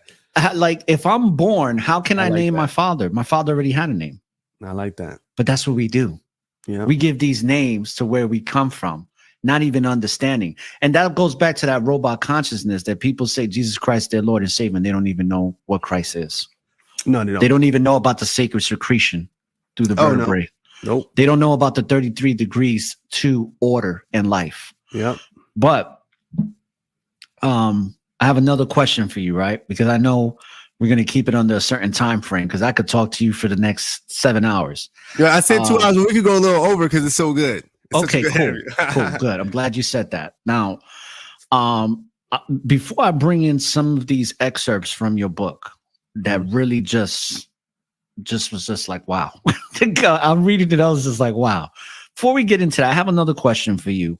And this is going more into how we can reclaim our true selves, how we can break free from this matrix. So my question to you is, in what practical ways can individuals embark on a journey on self-discovery and spiritual awakening in their daily lives? It's funny because I'm actually coming out with like this journal and this course for just, becoming your highest self. So I would say just quickly, just to sum up that lesson, it has to also do with the philosophy of order. So what I think everybody needs to realize that you probably, I use the word probably because I do not know for sure, right? I'm never going to act like I know things for 100% sure, but you probably live in a multiverse. You probably live in a place where there are many different versions of you in realities and universes. And studying quantum physics, without going too deep, a multiverse. Now, if this is the case, there are going to be 3 types of you throughout the universe, right? I'm just putting them into my own categorizations. There's the higher selves, because all these are relative technically. There's the neutral selves, and then there's the lower selves. Okay, all of them, right, are out there, right? All of them exist as long as they're possible. This is the rules of the multiverse. If it's possible, it's there. Okay. So now at the same time, the only way that you can meet your higher self is to become your higher self. The only way that you can meet your lower self is to become your lower self. And this is very important because just as they exist throughout the universe, they also exist within your mind. So Right. all these different possibilities of you are already up here. And so through your life, you have to make decisions. Each decision is going to take you either closer to your higher self or closer to your lower self. Your lower self exists. Remember that. And because they're in the mind, like I said earlier in the interview, they all want to manifest, the ones in your mind. They want to be real. They all want to be here. So they are going to be telling you to do things. Now, as you know, it's easier to sink than to float. In other words, it's easier to go down than go up. And so there are less higher selves and there's going to be more lower selves because it's more probable that you're going to make the wrong decisions through life. So that means this, in a metaphorical way, they're going to be louder when they talk to you. They're going to be a lot louder. Your higher selves are not going to be as loud, but You're always going to be able to hear them, And so I was saying in everyday life, always move toward your higher self. You know who it is. You know who your higher self is. People like to play dumb. I don't know. No, but do you want to do it? It's harder. It might take more time, to reach that higher self that you look at. So look at that higher self, pick the one that you want to be, and then ask yourself, well, what would they be doing right now to get to that point? What did they do in their past to become who they are and start becoming that higher self? So that in a nutshell is one of it's in the philosophy of order. And then to package that in to like FAMS is that realize that within all the possibility of your higher selves, that some of them are unaccessible. And I'm going to tell you exactly why. This is important. So in the Western world, specifically in the matrix, the ego, what I like to call the false ego, the false self, because the true self is one with everything. But the false self, the ego, always wants to disconnect you from everything else. So even when we talk about higher selves, we first only think about one individual. That's why it stands for edging God out or edging good out. Yeah, I like that. And so there's higher selves. If you have that mentality of, I just want to be, let's say, the richest me, that's cool. That's fine. That's the highest self that you want to be. But understand that higher self might exist within a world where most people are their lower selves. So that means there's even higher places where the majority of people are their higher selves that you don't have access to because you're not helping other people come up as well. And you're not spreading the knowledge for other people to hold and to come up.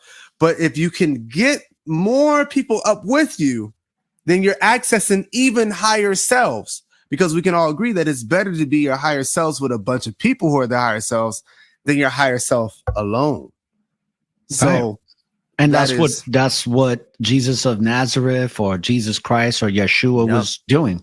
Yep.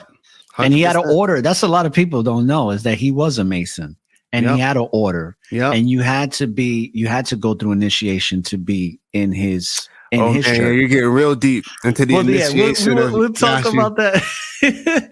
But I have another question for you, because and also to kind of expound on what you were bringing out, what came to mind when you were talking about these three stages, I think, and I'll go in the order in which you presented it, is the future, the present, and the past. And what people don't realize is that the future, the present, and the past are all happening in the present at once. Yep. And that, and just to ask you too, do you think that one of those practical ways in what you just brought out is meditation? Would you suggest that people meditate to get to that place? I meditate, you know, so I would suggest, I suggest two things. Meditation and prayer. Pray while you meditate. Right. When I pray, I don't ask for anything, by the way. I think for everything, you're evoking it.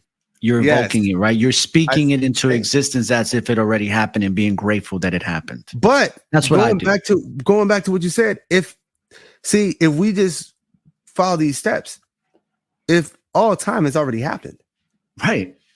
Then time is an illusion, right? I mean, there is no such thing as time. That's a construct in itself. So if now, I try to separate the construct from what I call the entity of time, right? So like what I would call the entity of time is, so on another planet, if they're looking, let's say they're 1 million light years away. So they're looking back on the planet. They may be looking, I don't got the exact light years, by the way, for those watching, but let's say they're 1 million light years away and they're looking back on the planet. They're going to see the dinosaurs, right? They're going to see whatever was here 100 million years ago. Because now the reason why that's important is because that means that that's still happening, because we're both in now. The aliens on that planet and us right now, we're both in now. Well, brother, the dinosaurs are still here physically. Oh yeah. I'm not. Yeah. If you go into the deep recesses of the Amazon jungle, there are dinosaurs. Also, if you go into the Congo, there's African tribes that can show you that, but you're gonna have to go through a lot of stuff to get there. I can't that you may pronounce his not want to name, go through. but he looks like a brontosaurus with sharp teeth, a little shorter, the one in the Congo. I used to do a lot of research on the dinosaurs still here. I mean, I don't want to get into how dinosaurs and everything, because I could get into dragons with people and dinosaurs, right? But and spells and how words control your reality, and that, you know, people really think that, you know, dragons don't exist when dragons just mean large serpent, and that we use words, they'll use words on you to again enforce their own mythology. So I'll create a dragon in Hollywood that is so fantastical that it cannot possibly exist within this version of reality. And then I'll tell you, and then I'll change words, and I'll say, well, you know, dragon now means a fire-breathing entity that talks English and that's from England and that flies in the air and hoards gold and loves gold, right? And it's like, bro, obviously. But dragons originally meant large serpent. So an anaconda originally was called a dragon. A large saltwater crocodile was originally called a dragon. When you dig up, the word dinosaur was a recent word created. Before then, if you would find those fossils in the ground, you would say, I have found a dragon, and you would not have been wrong at the time for saying that. And so they control our reality also by controlling words. But my main point about time was that they are looking in the past, even though they're in our now, meaning that's what they mean when they say the past, the present, and the future are all happening at the same exact time.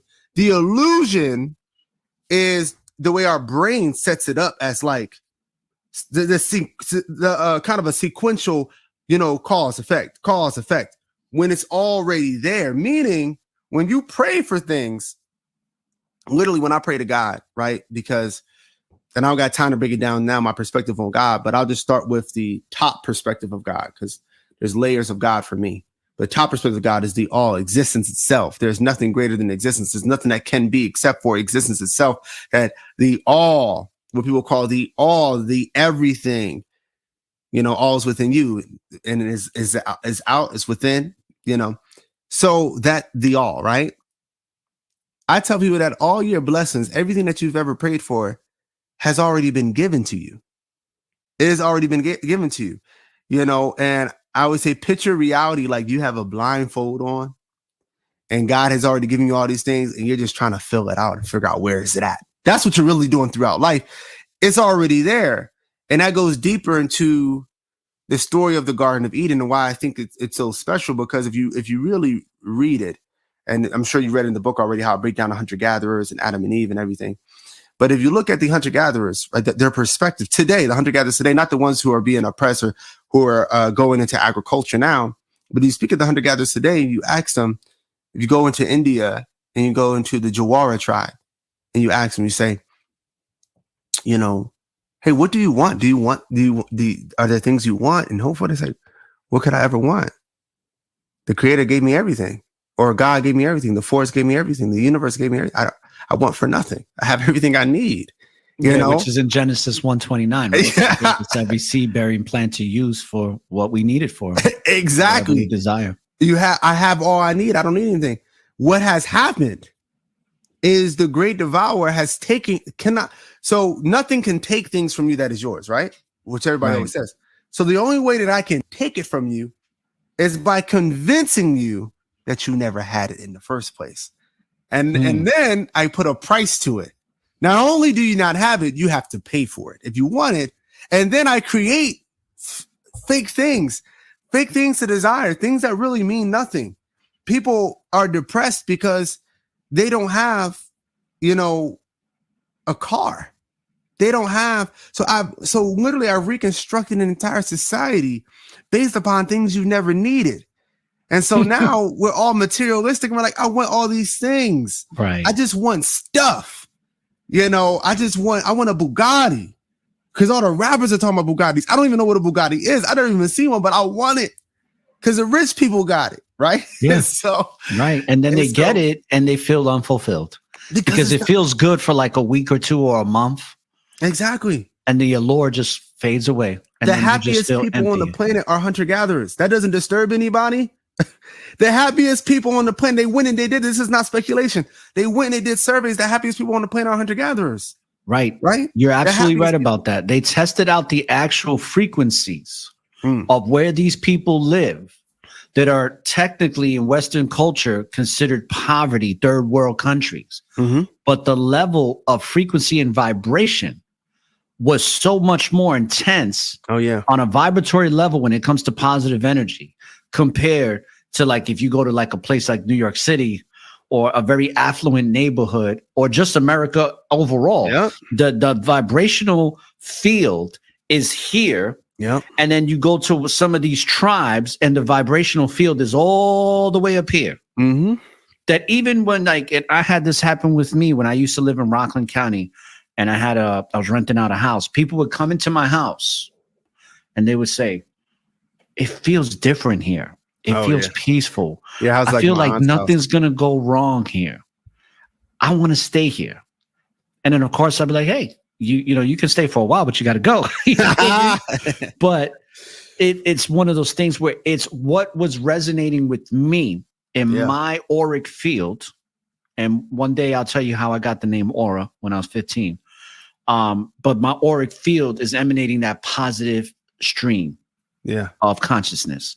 So when you step into that auric field, that's what you're going to feel. Even when somebody that is not aware of conscious, they're still a sentient conscious being. So regardless, they're still operating off those principles, whether they want to believe it or not. Another question that is similar to the last. But it's, and you can go as far as depth as you want to.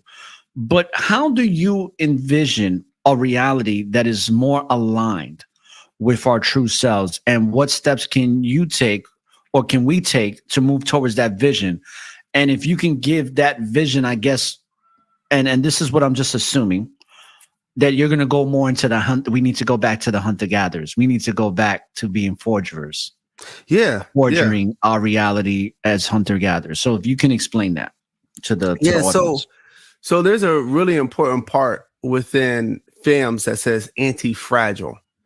And anti-fragility was what I always say order. Like if order is a spirit or a god, right?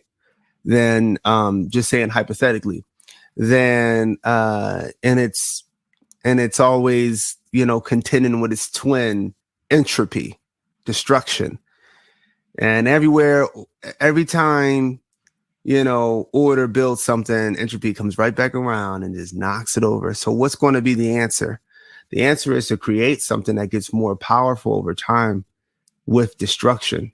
Something that, because you have fragile things, when you introduce entropy to something fragile, it breaks easy. You have robust things, you introduce like a rock or a mountain, you introduce entropy to it and it just stays relatively the same. But then you have biological creatures, which you introduce entropy to them, they adapt, they change, they become more powerful, they become more, they develop different kinds of consciousness and they find ways, and so that's anti-fragility, and so there are parts of this matrix. It creates entropy. It's just what it does. But we got to figure out, not only do we have to stay within our nature, which is to be a hunter-gatherer, but we also got to figure out what parts of that entropy makes us stronger, like what parts to take with us. For example, solar panels aren't bad, people. Wind turbines aren't bad. A lot of people think that I'm anti-technology, and I'm not at all. I'm not anti-technology. Right. But I am anti-technology that is hurtful for humanity and the earth, right? Because we got to be here. Where are we going to be at? Where are we going to go? We got to take care of the earth. So any technology that's hurting the earth or is hurting humans, I'm not for it at all, and just like there's medicines, or herbs, I like to say, that are really good for you, that will do awesome things for you. And then there's some that are made so that people can make money, and you got to make a separation from them. They're not equivalents. And so a world in which we definitely are building what I call FFFHAMS across the planet, food, forest, foraging, hunting, anti-fragile modern societies. And so pretty much a technologically advanced hunter-gatherer society. And because one thing we need to realize, you cannot legislate behavior. This is one of the, principles in the philosophy of order. I learned this though as a school teacher. I can write all the rules I want on the board and say, do not do this. And if you do this, and I'm giving you a detention. This is legislating behavior. We do this in our society all the time. If you do what I tell you not to do, then I'm going to penalize you. And we have more prisoners for it, right? It doesn't really do anything. The only way that you can change behavior is by changing the system that you live in, right? And so what I realized teaching my students, these inner city kids, I'm talking about some of the work. I'm talking about kids who will punch their teacher in the face. I'm talking about kids who will spit in your face. This is not, these are the type of kids I'm talking about. I changed the system up in the classroom. Some of the best people I've ever come across in my life. Just changes their whole behavior. You just change the structure of it. And so a lot of people, you think you're acting a certain way. Like I always say that we try to find a devil in every group of people, So I don't want to get your YouTube channel ticked right now, but there's a group of people on the planet. There's a group of elitist people on the planet who are definitely behind a lot of things. Oh, absolutely. Okay? So, and they so happen to be in a certain ethnic group. Okay. So me and my brother, we have a lot of debates about this, right? The debate is that, and I don't want to misrepresent his perspective, but he believes, I have many brothers, y'all. So if you find one of my brothers, doesn't mean that's the one I'm talking about. But he believes that they are inherently evil. Right? I don't believe that. I think, right, that if you put someone, I'm just going to give an example. If you put the average everyday person into a throne, you tell them that they are the greatest person in the universe and that everything revolves around them, and they have the power to do anything they want, a lot of them are going to do bad things because systems change behavior. And so that is not the natural habitat of a human, by the way. No, it's not. Right? That is not the natural place for you to be at. And by the way, just I want maybe you and I could do an episode. There's, I have a lot of titles for episodes, and I have an episode where I want to talk about how privilege poisons, which you're going into. But go ahead. Oh, yeah. Yeah. And so what it does to you, it changes your behavior. So that goes all the way back to that the reason why hunter-gatherers are so peaceful, are so happy. Well, most hunter-gatherers, by the way, some hunter-gatherers have been completely changed into violent beings because of what has happened to them. Like some of them in the Amazon, they'll kill you on sight, no questions asked. Oh, right? Yeah. So, you do definitely have hunter-gatherers who are extremely violent, but most hunter-gatherers, the reason why they're so peaceful, the reason why they're so loving and caring and happy, there's not a genetic difference going on here. If you put them under a microscope, they're still the same as we are.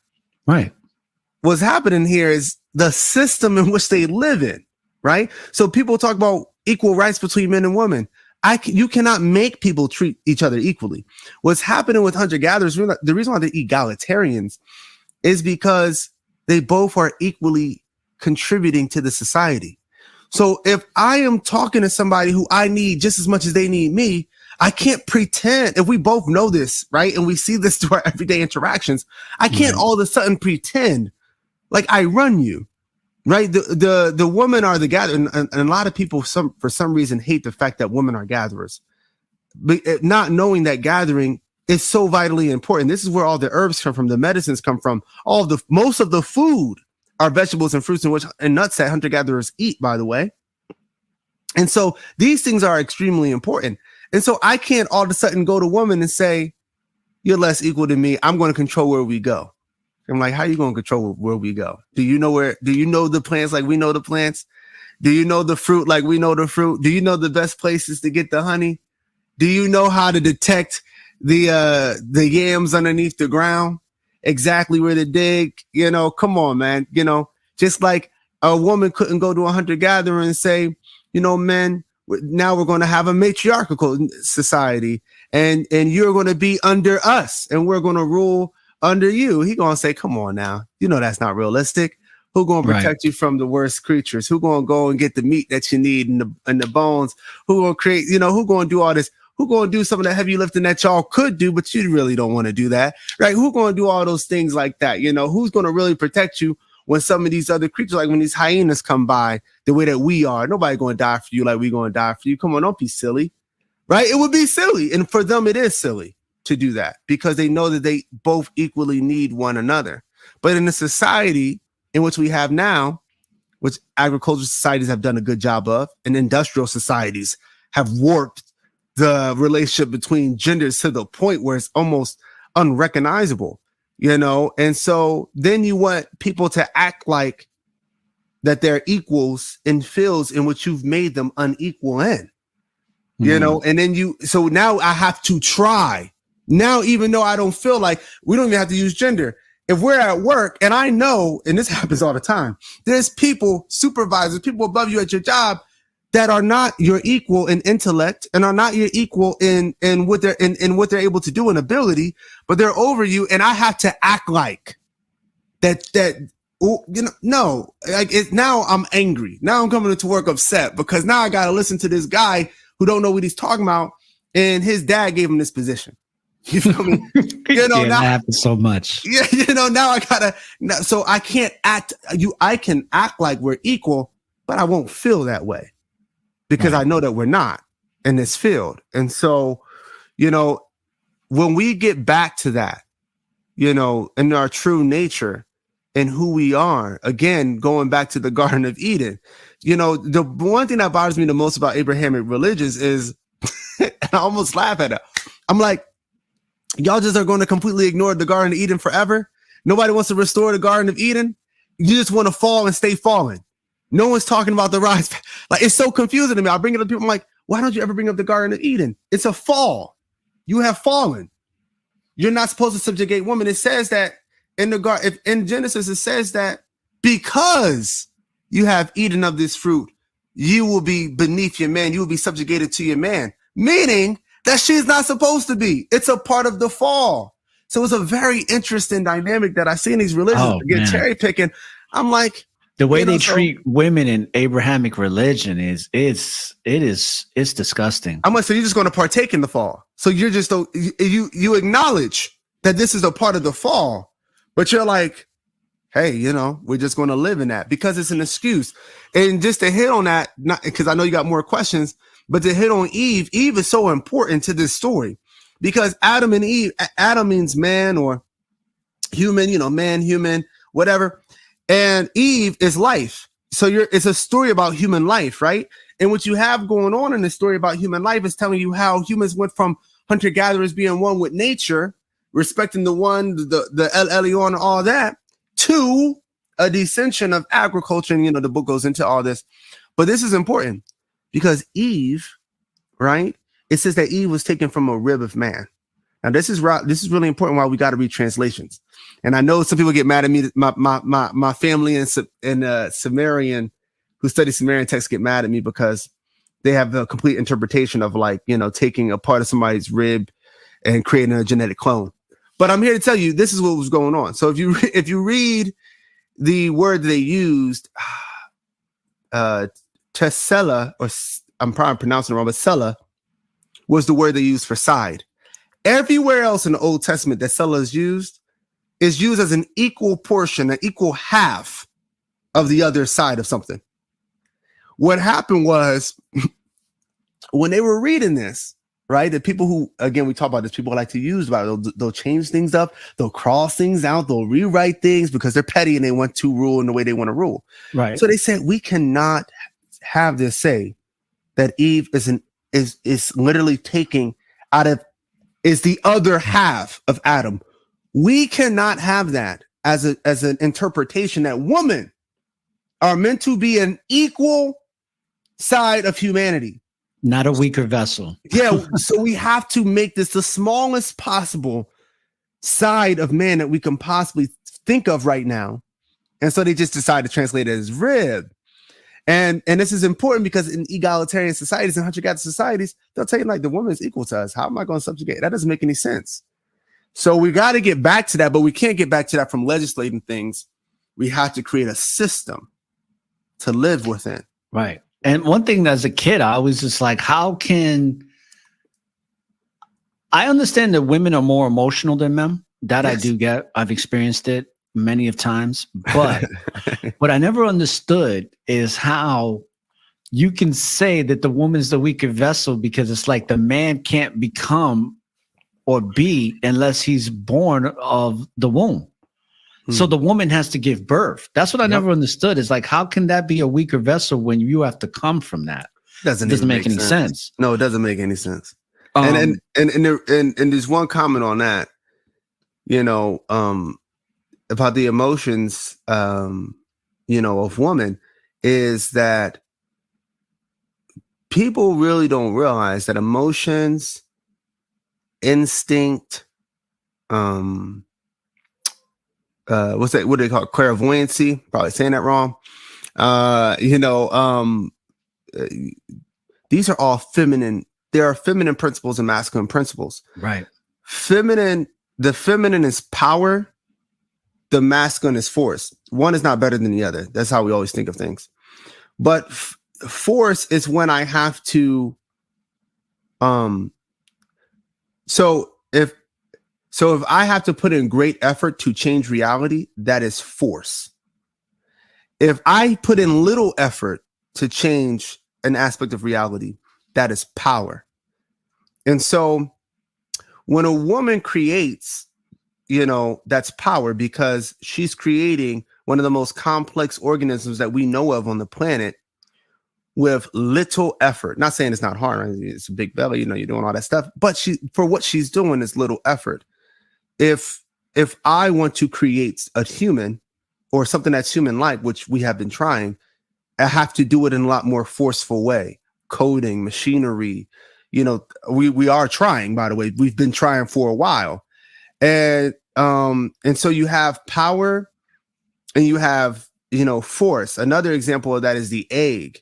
So power attracts things to it. Force must go into it. And this is literally the entire dynamic between men and women.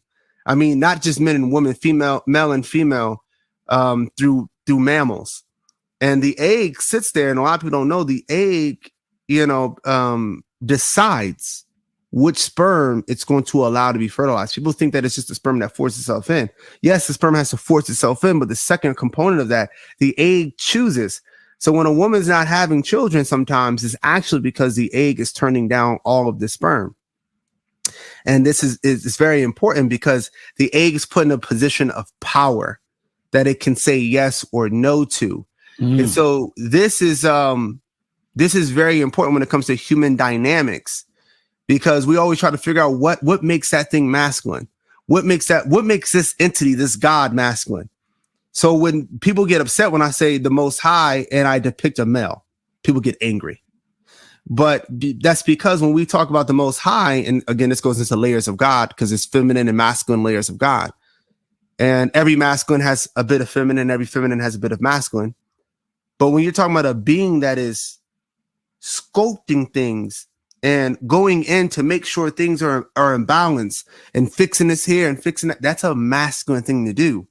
When you have an entity that is just creating things, just letting things flow out of it and just letting things be what they're going to be, that is feminine. And so we understand those beings, we call them goddesses, those abstract beings that just kind of just things just flow out of, like Earth. We say, man, that is a very feminine being, know? So anyway, I just wanted to. Yeah. And I've had conversations just recently about how the creator is not feminine or masculine. The creator is something so far beyond that. It encapsulates feminine and masculine principles, but its essence is something we can only begin or try to understand. Oh, yeah, we can't. We're never going to even get there. Yeah. Because we're coming from that. That's like goes back to, how am I going to give a name to my father? How am I going to give a name to my mother? And that goes back to the all. Like I said, I can't break it all down here, but it in the book goes into this a little bit, so I'm not going to spoil it for you. But it's like most people miss it, but you might catch it. There's the all, existence itself. But like I said, I call it existence because I have nothing else to call it. It I cannot comprehend it. I cannot give it a name, as you just said. Like, all I can say is that it exists, it is here, and we can try to describe it. But then from that, you start getting what I call the manifestations and layers of what we call gods. And what different cultures do is they decide which of these layers of God that they resonate with. And then we take that. So you have like the mother of all. Some societies, they say, that's who I'm going to worship. That's the version. That is the manifestation of God that one that just bursts things, that feminine force. And then the masculine force, which I call the I am, the consciousness, the thing that's coming into being, that is observing things and changing things just from looking at it, what we call consciousness, right? And we call that the masculine. And some cultures say, man, that is the version of God that I want to worship. So it's just, again, when I come on here again, and I know we're going to keep going because I said we can go over 2 hours, but I don't want to take all the time because we could talk. No, about I get it. forever. Yeah. You know. Let's go into some excerpts from your book. Okay, from FFFHAMS. Right. So I'm gonna read something, and then I want you to expound on this, because this was one of those pages that I was like, well, let me take a screenshot of that. It says, this is where I believe it's Max having a conversation with God. Who is this? I asked, my voice shaking slightly. The man's voice was deep and gravely. You may have difficult understanding what I am, he said. The who would be almost inconceivable with the language of man. I couldn't even tell you. It might be better if you learn who I was on your own. I felt a shiver run down my spine. I don't know what to say, I replied, feeling a mixture of fear and curiosity. I should hang up on you, but So, will you talk with me? The mystery man interrupted. About what? I asked. About my home.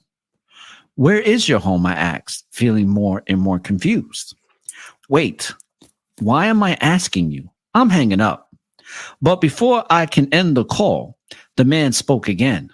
Would you like to discuss the child you gave up instead? I felt the shock run through me. What? Who told you about my abortion? Is this some kind of sick joke? I was taken. Oh, okay, so this is not about Max. My apologies. This is Belina. Yeah. I was taken aback by the mysteries man's words, feeling a mixture of confusion and fascination. You are always asking for forgiveness. No need, he said. The only person who will judge you in the end is yourself. It isn't your fault. Maybe your responsibility, but not your fault. What if? What if this phone conversation is the conversation that brings you closer? What if you could build a place here on earth where no woman would have to dream of doing what you felt had to be done? Powerful stuff here, brother. I'm listening, I replied, feeling both intrigued and wary. The mystery man continued, Belina, I need you to help build my home for humanity. We will create a place of equality amongst men and women, a place of equality between all peoples, no classes, no hatred, just community.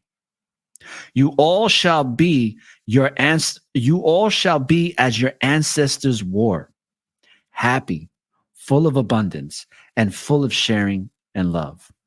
Not heaven, not perfection, but a chance to start again in my garden, so you may have another chance to work toward heaven. This place is called a food, forest, foraging, hunting, anti-fragile modern society. So I have more, but that's just one of the pages that I took a screenshot of. All right. And I want you to kind of go into that a little bit before I go into the next one, because the next one is Max. But I want you to kind of because I really want people to get this book. And not just because I like it. I think it is. You constantly are promoting how this book is a must read. And I've seen people in the comments being like, "Oh, are you you're monetizing this? Are you getting money?" And I saw one of your comments is like, "Of course." Yeah. But I don't think that people realize that you're the author of this book when you do your videos on TikTok. I'm starting to realize that. Yeah. Because I wasn't, even me. Like I thought you were a person that read this book and it changed your life. Okay. Not realizing that this is coming from your consciousness. Okay. Now I'm just starting to realize that. Yeah. So just a suggestion, I'm not telling you what to do, but I'm just saying maybe you should start letting people know. And I know this episode is going to do that for sure. Start letting people know that this book came from you. Yes. Because just from some of the comments I read, I'm like, these people think that he's trying to make money off this book instead of understanding what this book is really about and why. Yes. It's you're promoting an understanding of how to evolve and break free from the matrix. Yes. And 100%. But I don't think people understand that. Yeah. So I'm just letting you know that, because even I was like, I was going to be like, hey, can we get Eloheem Ali onto the show? But go ahead. If you can expound on that particular page and what you were bringing out. Yeah. So this is the most interesting thing about these books is like, so I'm going to explain something before I go into detail. So, what people call downloads, we talked about it earlier when I say things are given to me. So like there's another book I wrote called The First Book. And I just wrote exactly what was given to me. I didn't make any changes to it. But sometimes I'm given things where it's like, here's the thing, but I'm allowed to tell it in the style in which I want to. That's the book FFFHAMS. So now the reason why I said that is because what you just read was so special that you read that part with Belina, because out of the entire book of FFFHAMS, that was the first thing I was given. The very beginning of that, as you start going on, some of it starts becoming like my own stylistic stuff. But the very beginning of what you were reading, like Belina and the mystery man talking, like I wasn't the originator of that in that way. Like I was the originator as I'm the one who wrote it, but it came in here and I had to write channeled it. Channeled I had to. energy. Yeah, I just had to write it. So I say that because there are parts in these books where I'm going to tell people what I think, but there's also deeper things to it. I'm going to, in 5 years from now, I'm going to come back to it and say, hey man, I actually learned this. It also meant this, because as people are, just like people are reading from me, it's being given to me, and I am always still learning what some of these things, also mean. So, but to go into it, another so special about that is I decided recently to go back. I always do this. I always go back into Genesis. I told you it's my favorite book. I always go back into Genesis and I read some more, but I decided this time that I was going to use the Dead Sea Scrolls, which surprisingly I have never done. I've never used the Dead Sea Scrolls upon my readings of the Old Testament, which sounds so weird for me to say now because I've been doing this for so long, but I did. And I already knew that there were different names, in the book, and I already knew that other cultures had these similar deities. So none of that was surprising in the least bit. The part that was surprising was in Deuteronomy. And it was surprising only because I was told this stuff, but I had no idea it had any relevance to any part in ancient writing that I found. That's why I always say I can't call these completely original, because later on I'll be reading, something maybe oral history from a hunter-gatherer. I'll be reading something from the Hindus. I'll be reading something in the ancient Old Testament. I'm like, wait a second. Let me go back to this book I wrote a couple years back. It's right here. I wrote that. That was given to me. Blows my freaking mind every time it happens. Okay. So, so if you read the Dead Sea Scrolls, you got to read a couple of different ones. You got to read Deuteronomy. You got to read the Tower of Babel again. You got to read Genesis. But what you find out is that El Elyon, who is called the Most High, he leaves. I didn't know this. This is new to me, according to these old texts. Now, this is a common theme, by the way, not just in Abrahamic old traditions. You could also find this kind of thing in ancient Egyptian, Kemetic type teaching. You can find these things in different places where, for some reason, the Most High gets into what some people call deism. He creates and then he sometimes leaves and comes back, and that he interfaces in his own way when he feels like it. And so this was the reason why this is interesting, is because you learn, if you read these old texts, these old Hebrew texts, and if you read their cultures, read beyond the text, which I always invite people to do, read about the cultures that these texts come from, read about the mythologies that didn't make it, because they actually give more context to what's actually being read in the Bible. The myths they tell you not to read give you more context to the Old Testament. But all of that to say, he had 70 children. Numbers are very arbitrary. I tell people, do not take these numbers literally. They normally have a deeper meaning anyway. They go into numerology and stuff. But 70 children, and the El Elyon and his wife, right, Asherah, they wanted humanity. Also, somebody else they demonized in the Bible, but they wanted humanity to live in the Garden of Eden. But not only did they want that, they wanted humanity.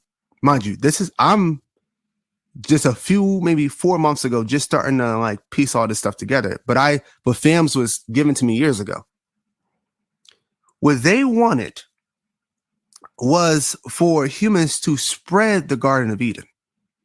This is so very important to the story. It's not mentioned. But after the corruption, what we call the fall, which I keep trying to tell people, it's agriculture. It's agriculture. Nobody wants to believe me on this. People hate to hear it. And I know it's hard to accept. It's agriculture, because what agriculture leads to, which is what they call in the ancient text Babylon, which is just a metaphor for civilizations. The reason why you know this, because in Genesis, it keeps, every time they build civilizations, it gets God destroys it. They'll build it again, God destroys it.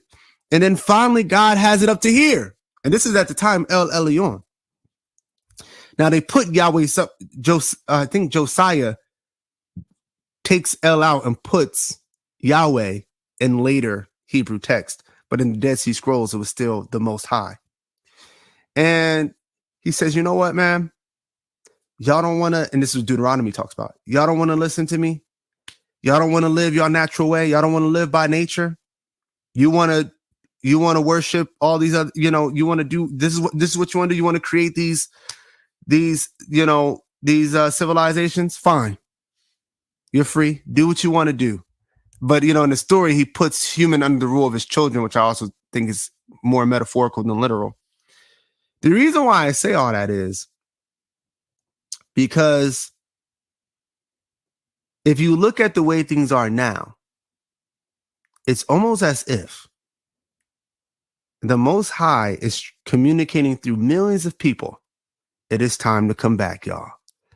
Right? It's almost as, if you study people in spirituality, people in technology, everybody's trying to get back to something. Everyone on the planet right now. We're studying vibrations from ancient cultures. We're digging up things we've never found before. We're figuring out about goddesses. We're figuring out about all these things. And, and so in that specific, part of films that you read, without spoiling too much for people watching, you have the one God above all. Sorry to spoil that, the mystery man, right? trying to not only give the option, because it's always an option, people, it's always a choice, to return back to the way we're supposed to live, but also letting her know that there is a place that was made for you. That is my home as well. Remember, all these ancient myths go back to Greece, the Golden Age. The Golden Age is, again, another story of hunter-gatherers, another story of people living one with humanity. Living one with the earth. But also, what do you notice in all these? They walk amongst the gods. God lives with the people. Again, I think people should be more metaphorical with that than literal, but God lives with the people. Your home is God's home. The invitation is to come back home. When people go out and hunt, what do people do for vacation? They go and they fish. They walk in the forest. Some people go and they garden. Some they go out and they do all these things. They vacation on beaches. They swim in the water. This is what we do for free time. Some people literally go out and hunt with bow and arrows out into the forest, collecting fruits. Everybody's trying to get back to wild fruits now. That's where it's going. It's called organic now. Eventually people are just going to say, I just want wild food, right? No one wants to eat the processed food. It's a returning going on. You're being called. Everyone is being called back home. Everyone's being called back home. And so that is what that calling is. And that the home of humanity is the home of your God. Everybody's searching for God. Everyone is searching for God. It's this deep search for God. And the whole time, the place they told you not to go, the place they told you not to seek, is where God is calling you back to the garden. So that it's funny because Melina gets chills from God talking. You reading it, I got chills. I love that part, that part of the book. And when it came to me, I was like, whoa, what the heck? I got to write this right now. Now, I want to go into another page that I took a screenshot of that I wanted to go over with you. And it's where the explanation that God is giving about the story of Christ. So I'm going to read it because this was powerful. And I'm not going to even go into the astrology of it. I'm going to go into the concept of what the Bible and other literary books have brought out. But what I really love about what you bring out is the actual energy of Christ. Some people call it Christ consciousness, and it is a consciousness. Yes. It's not necessarily a man. Yes. And this is where you're going to lose people of religion because they're not understanding the order. I lose, by the way, before you go into this, I lose both, by the way, with this part of the book. I've been criticized. Some Christians get a little upset, but also some people who are very spiritual, they just hear the name Christ and they get like, and it's because of religion. Yeah, exactly. So, but go ahead. Hey, listen, sometimes when I hear people say Christ, I cringe. Yeah. Because I know they don't really understand like you understand. See, if you say Christ just off of your book, you get it. Yeah. And you break it down, or let me not use the word break. You bring it out. I like that. I might start wonderfully. You bring it out. So let's hear it.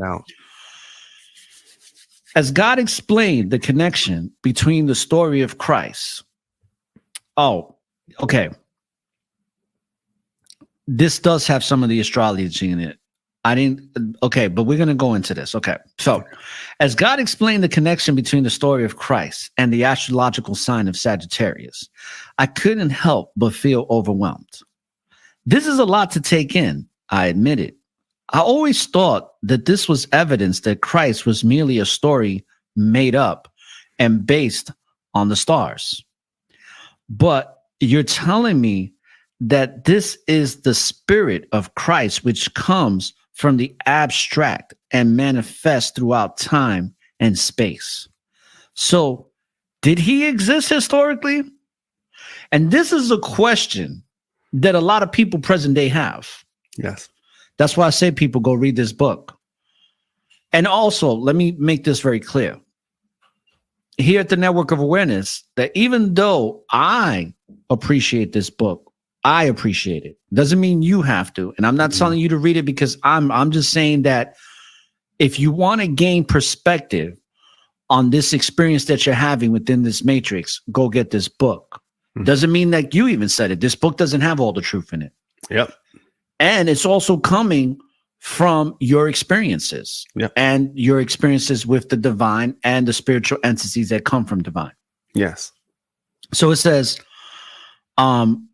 she asked the question, so that he exists historically. Christ, and this is God talking in the book, Christ exists before history, before the past, much more than a historical figure, God replied. There are not manifestations of Yeshua, Jesus of Nazareth. No. Instead, Yeshua, Jesus of Nazareth, who you all called the historical figure of Jesus Christ, is a manifestation of the abstract being. I couldn't help but feel a sense of awe and wonder as I listened to God's words. It was as if I was witnessing something profound and timeless, something that transcended the boundaries of history and the physical world. And this is what people don't understand when it comes to divine source energy.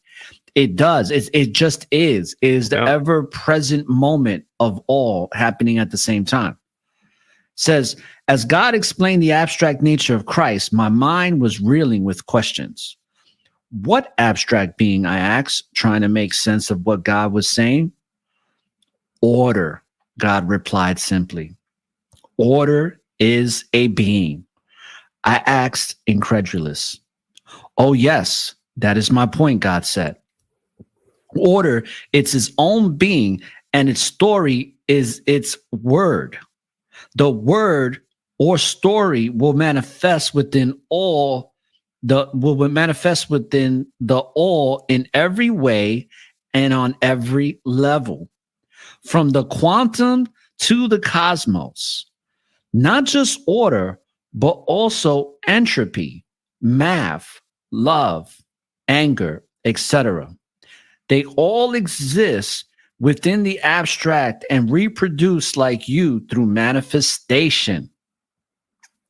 And by the way, manifestation is not witchcraft, but I couldn't even help but feel overwhelmed by this revelation. That really is a lot to take in, I said. So basically, the historical events are not Christ in his true form, but manifestations of the abstract Christ, the same as the astrological events. And the reason why there are other deities who are in a line with the same way is that they are also manifestations of Christ. Who and what is a manifestation of order?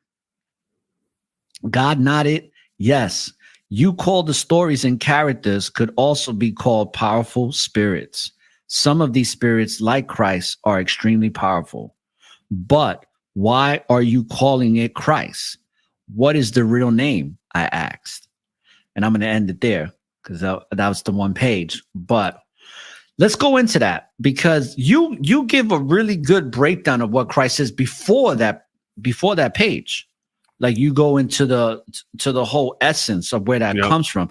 And then you also integrate it into astrology, which one of my favorite documentaries is Zeitgeist, because in the beginning of Zeitgeist, they talk about that. How this is all literary hybrid and this is all allegory of astrology. But it's even deeper than that, because it's all encompasses the human experience, the cosmos, and even the animals. It all is intertwined, coming from this divine force. 100%. And that's not even going beyond the Anunnaki or the children of the sky, because there's beings that look like you and me that are not from this place. 100%. And that are not actual Homo sapiens. There's something else, whether it be Adronomen, Arcturian, or whatever you want to call them.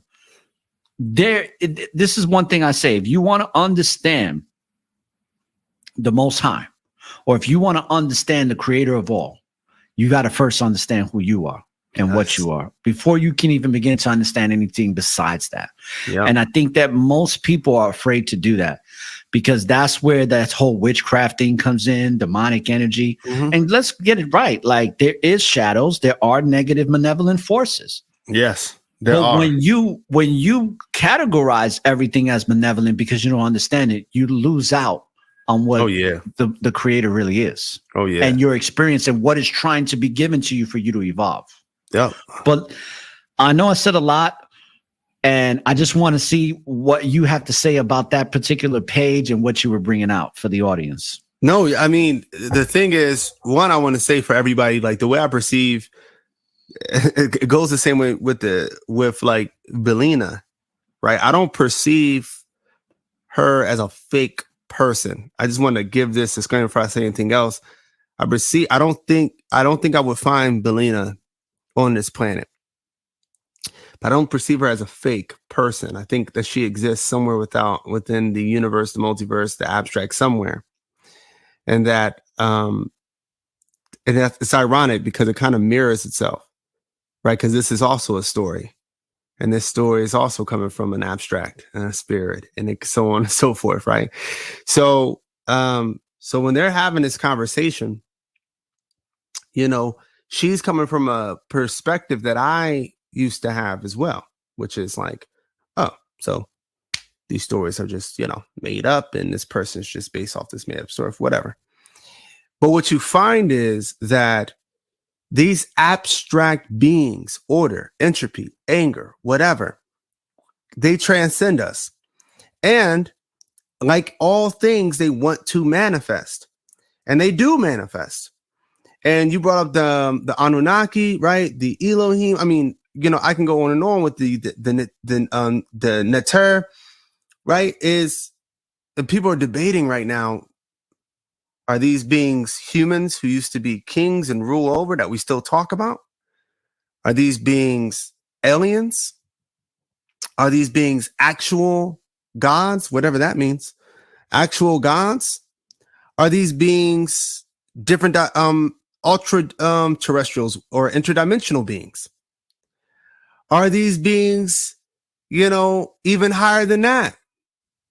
Right? What I want everybody to understand is all can be true at once, meaning things manifest on all levels. If I have, and we talked about this already, but when we talked about the Great Mother, which is just a womb, the womb, whatever is the oldest medium or structure in which we all come from, is the original womb and is the greatest of mothers, is the first mother. That doesn't mean that she is the only great mother. In fact, it means the opposite. That will continuously manifest it doesn't matter if you're an alien on another planet.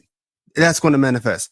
It doesn't matter when we talk about your mind, which is also a medium and structure in which things develop in, right? You have a womb and your mind is a womb, and that happens all the time. Because she is divine. That's what makes her divine. She will manifest on every single level that there can be a manifestation. And so I could find the Great Mother with people, with humans, with dogs, with animals, with abstract things like the mind, with stories, with aliens, with planets, with other Earth-like planets out there. And that's the problem with our mind, is that we're given these, in the Matrix, we're given these false dichotomies all the time. And race is always a good example of this. Are you black or are you white? Doesn't make any sense, by the way. I don't know any black and white people. But, are you black or are you white? And now I got to choose. Now I got to make a decision between these two false dichotomies. So somebody asks me, hey, Eloheem, are the Anunnakis aliens or not? I mean, that's a false dichotomy. They could be, there could have been, a group of people. We were talking about Yahweh earlier. We could talk about a historical being, right? Who was on this planet, who was a king, right?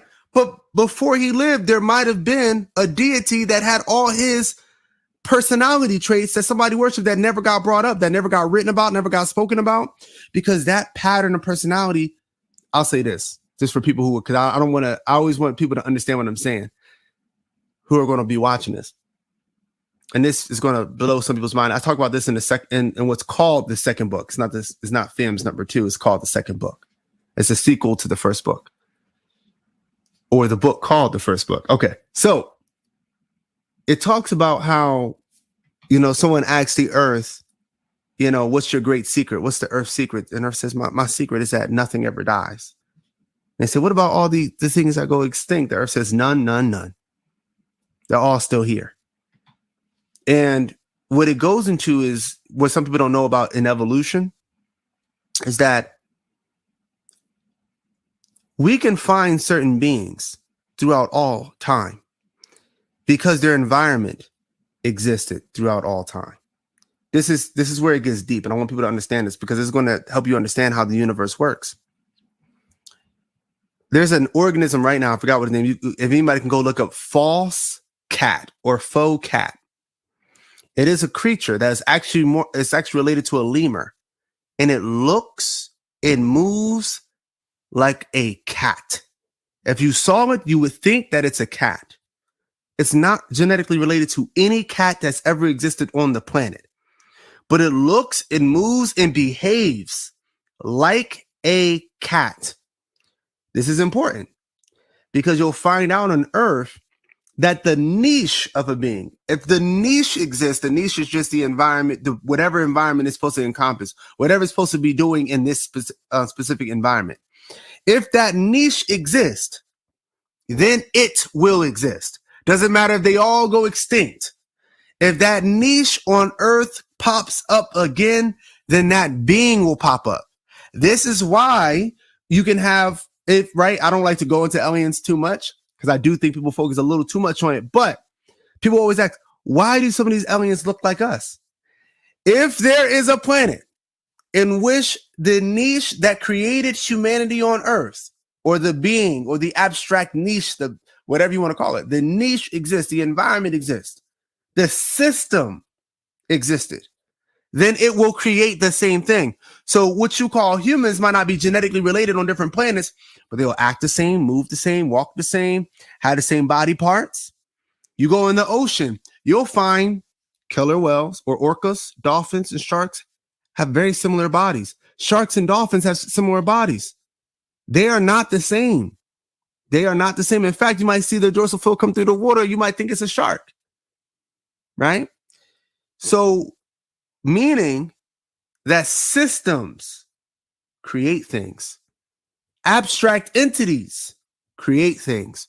So when we're talking about the creator, it's deeper than people even know.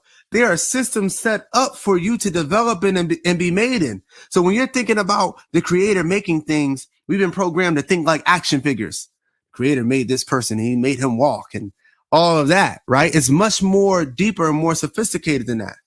If I put down systems, then that system will create things automatically.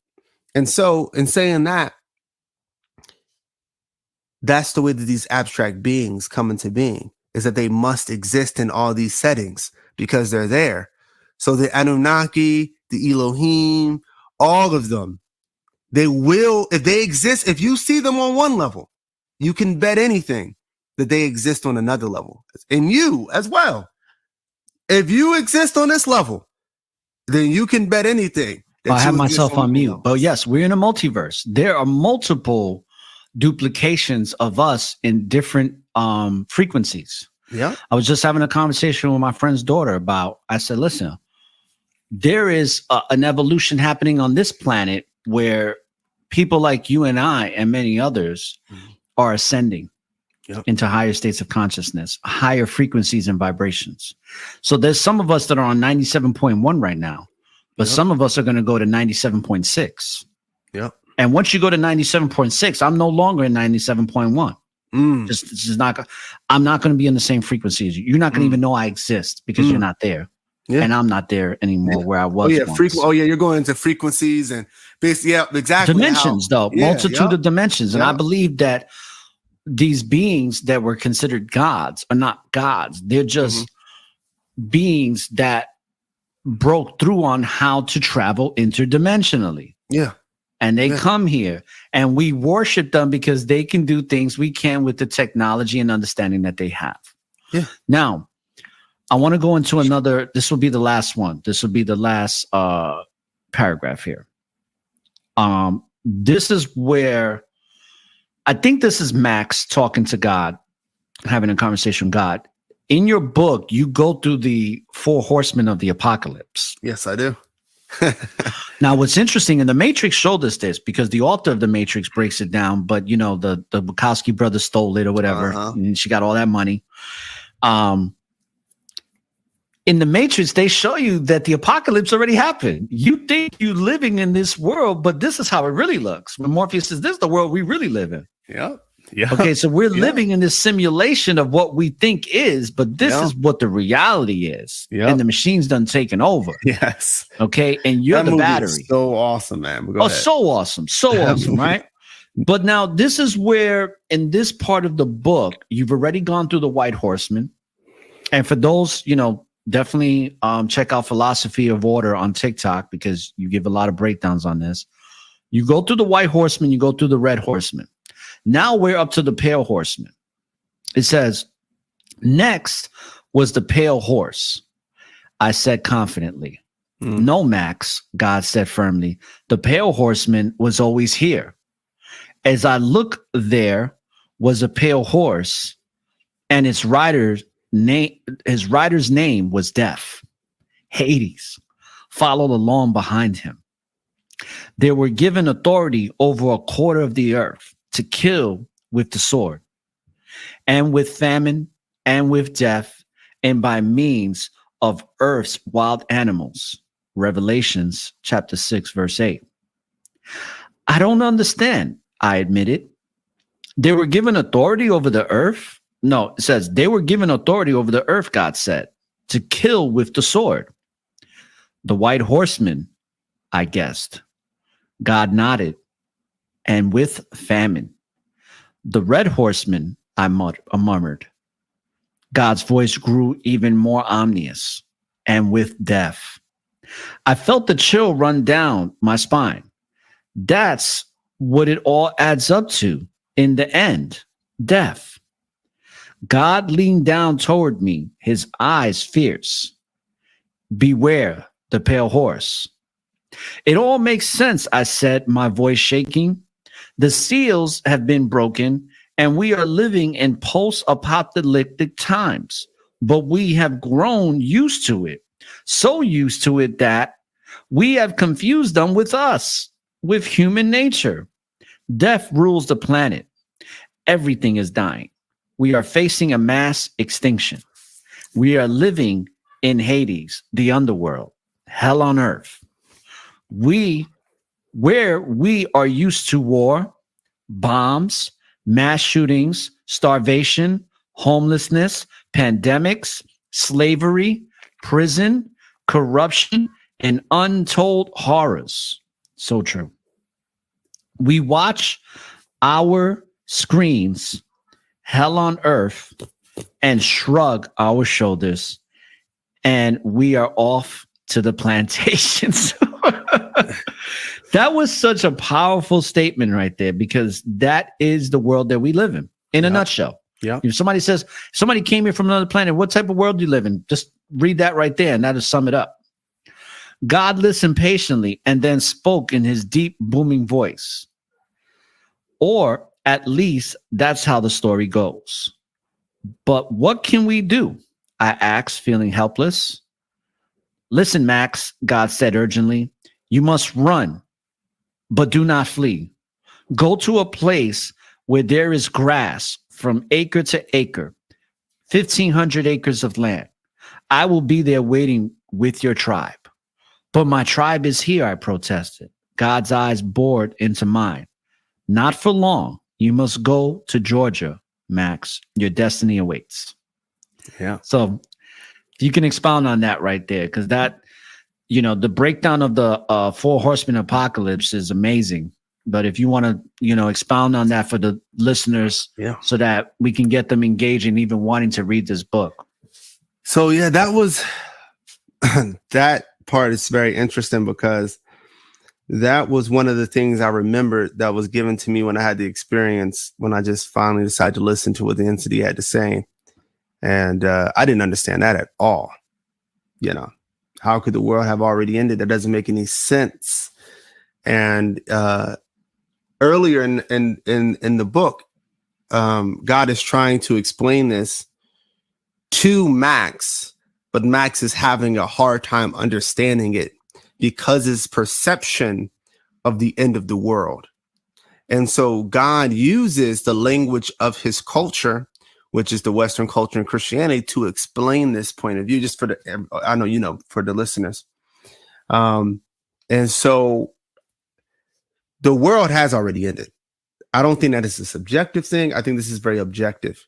But what happens to people, and you've heard me talk about this on my TikTok countless times, but I always refer back to, like any real expert and scholar, I refer back to Avengers Endgame with Thanos. And what happens is Thanos says something very interesting that I think went over a lot of people's heads. That whole movie went over a lot of people. Yeah.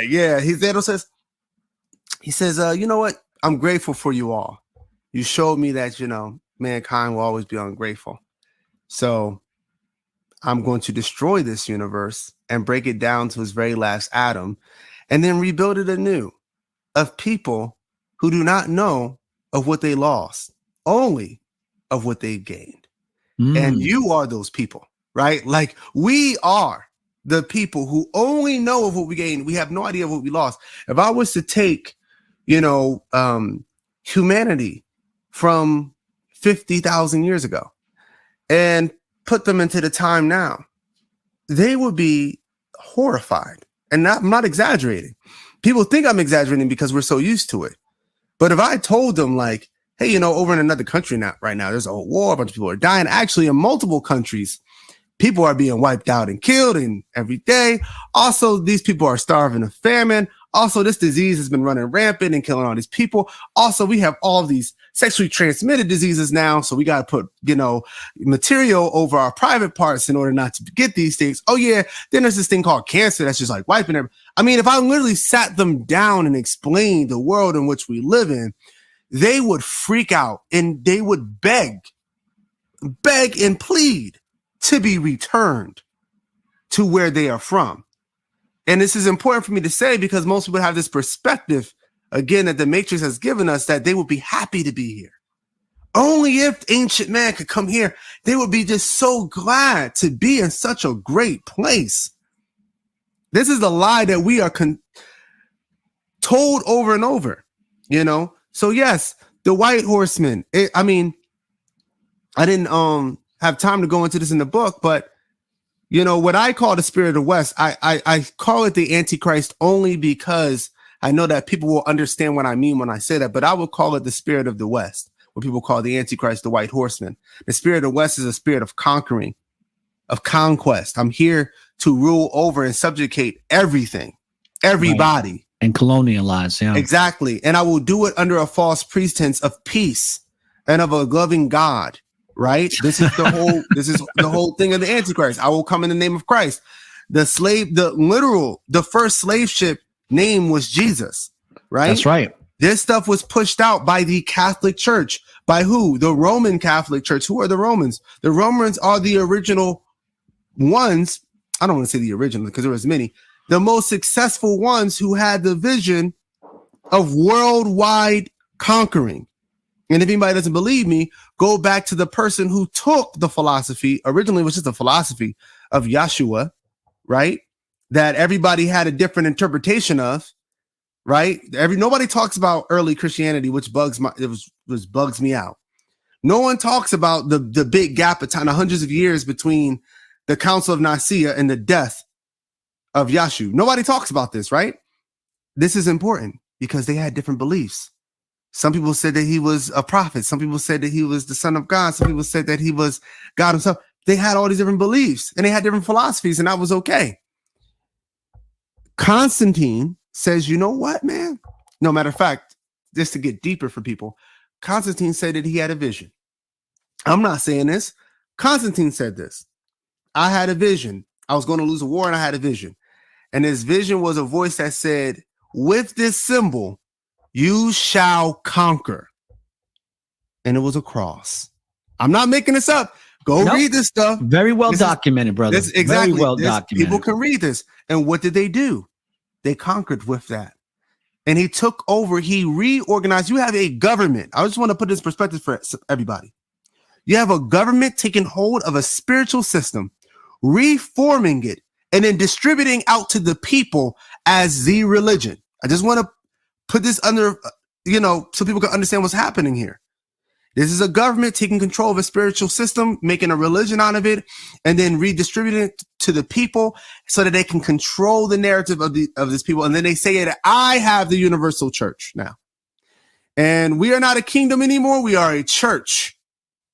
And we are going to rule with kindness. And everything we do is we're doing it because the one God said that we should do it. And they do this and they conquer the whole planet like this.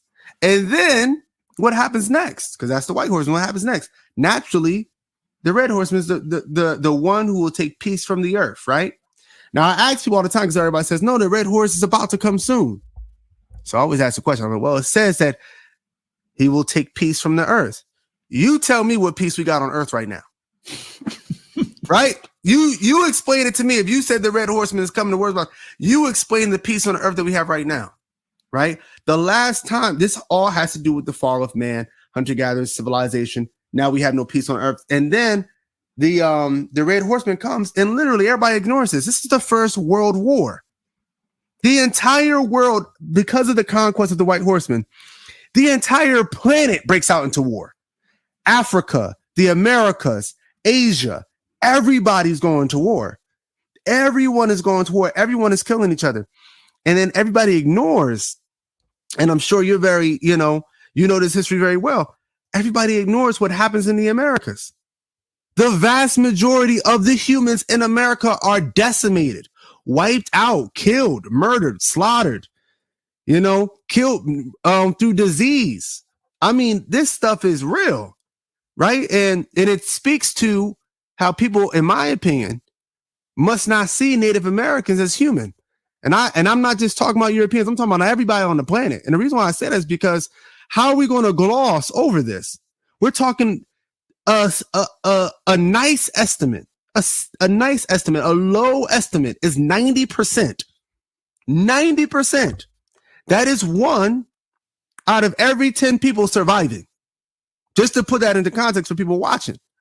Then you had this happen between not one continent, 2 continents, right? North and South America. I'm going to break them into 2 continents because they're so little connected. But let's say 2 continents, right? You got North and South America wiped out. Histories, languages, gone, right? Yeah. And people just, they shrug their shoulders at it.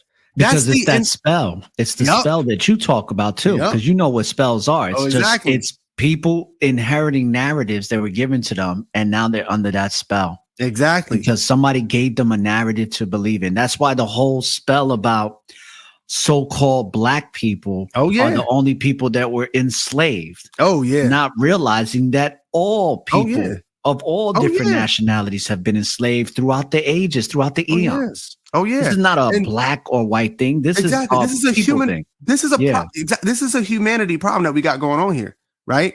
And first of all, what people need to understand is that Pan-Africanism, or like when I'm a Pan-Africanist, right? That's a political thing. It's not a biological thing. The most biodiversity you're going to find between 2 humans are in Africa. So the 2 people that are going to be the most different genetically are Africans. So, the reason why I say that is because also when you look at Native Americans, right, and when you look at Asians, there's different groups of people within these people. Trying to break people up in colors doesn't actually work. It doesn't actually work. Instead, realize that you just have because again, going back to what we said, the creator loves biodiversity. You have huge bit of biodiversity under one group called humans. That's what this is. We're all humans. And so if on one half of the earth, even though it's a globe, we'll say one half of the earth, right, is wiped out. That is an attack on humanity. That is an attack on humanity. And that's what I'm saying. People aren't thinking about when we talk about what happened to the Native Americans. I'm like, we're literally talking about an attack on humanity like the world to this day has never seen before. And then the other half of humanity, like you were just talking about, African peoples, Asian peoples, the Native Americans who are left are all enslaved and told, if you do not come under this belief of the spirit of the West, the Antichrist, the Catholic Church, we are going to kill you. So what in the streets, what they call that is get down or lay down. You figure it out. But this is the way it's going to go, you know? And, you know, that's the Red Horseman. War breaks out because naturally, you know, whether you're a hunter-gatherer or not, the warrior spirit in the Americas, the warrior spirit in Africa, the Asians. And by the way, just to let everybody know, when it comes to the Europeans, the reason why I don't like to say the Europeans did all this, you never hear me say that. I say the elitists did this because the first ones to be subjugated, enslaved, and wiped out were the indigenous people in Europe. You don't hear about them because they were wiped off the planet. There were hunter-gatherers there. There were spiritualists there, shamans, people. The Romans hated them. You can go read the Roman history. They decimated them. Everything that happened across the world happened there first. Wipe these people out. I mean, it's so bad that Europeans who try to learn their indigenous history on Europe can't find it anywhere. And it's so bad that they said, man, they can't find it, so they thought they were aliens. They thought the Europeans thought they were aliens. What happened was their people were completely decimated by this spirit that goes across the earth. So then the Red Horsemen, right? War. And then what comes next? Because after war, they spread their version, right, of society, the matrix civilization, across the planet. And famine, and I tell these people all the time, famine is a man-made issue. You can only have famine with agriculture. When humans are going through famine, guess who's not going through? When everybody's going through famine, the hunter-gatherers, they're just living their lives. Might be a drought going on, but they still eating. They still playing. But everybody who depended on the agriculture are dying. And we also don't talk about it in history. We had the numbers of people who died from famine after all the wars, because World War I and II have to be connected to colonialism, by the way. And the last thing I'll say on this, because I can go on this forever, about the world ending is, and about hundreds of millions of people dying, billions of people dying, all this, right? The last thing I want to say on this, when we bring up, you know, famine, you know, disease, agriculture, the Red Horsemen, the White Horsemen, is that, I'm trying to figure out how to say this. When we talk about the spirit of the West,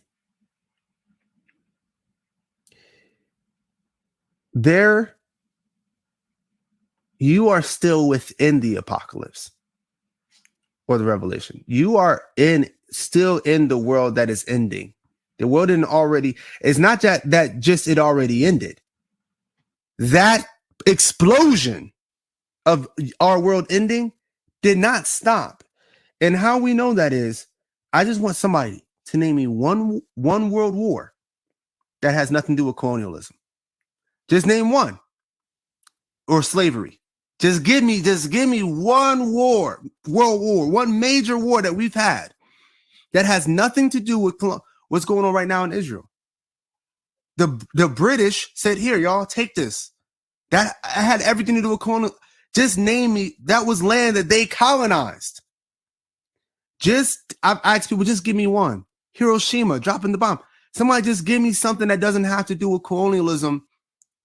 And what it's all connected. It is all one. What I like to tell people is one war. It's one giant event. And when ancient people 1,000 years from now look back on this, I mean, future people look back on us as ancient people, they're not going to categorize this as little separate. They're They're going to say, man, they had this one long drawn out war from the elitist and everybody else. So yeah, I'll end with that, man. But yeah, that's what that was going in on, and yeah, man, I'm glad that you brought that one up. People have a hard time with it. It's hard, but it's the war of that death, which is caused by chaos and confusion and division. Yep. It's a power structure, and it's been around for a long, long time, and it's the perpetual cycle of the fall of man. Of mankind. And it's just playing itself out exactly through century through century through century. And this is new. If you think about it, exactly. What we know is new compared to things that have already happened, let's say 500,000 years ago. Oh yeah. So there's been a perpetual cycle of Earth being destroyed and then being rebuilt all over again. Yeah. And I just want to say, going back to, like I said, the power of, because not just Eloheem, you have most high gods and Native American spiritualities, African spiritualities, and Greece, Rome. You have these most highs that they are consistently saying to the peoples, "I've told y'all not to do this thing, right? But you keep doing it, and you're going to have to live with the consequences now, because I'm gonna let y'all go." And it's crazy because I'm like, that's what's been happening. It's just like, okay, this is what y'all want to do. I'm going to let y'all see what this brings you. And it brings death. That's what this ultimately brings. That's why it ends with the pale horseman. Behold, death is what it's saying.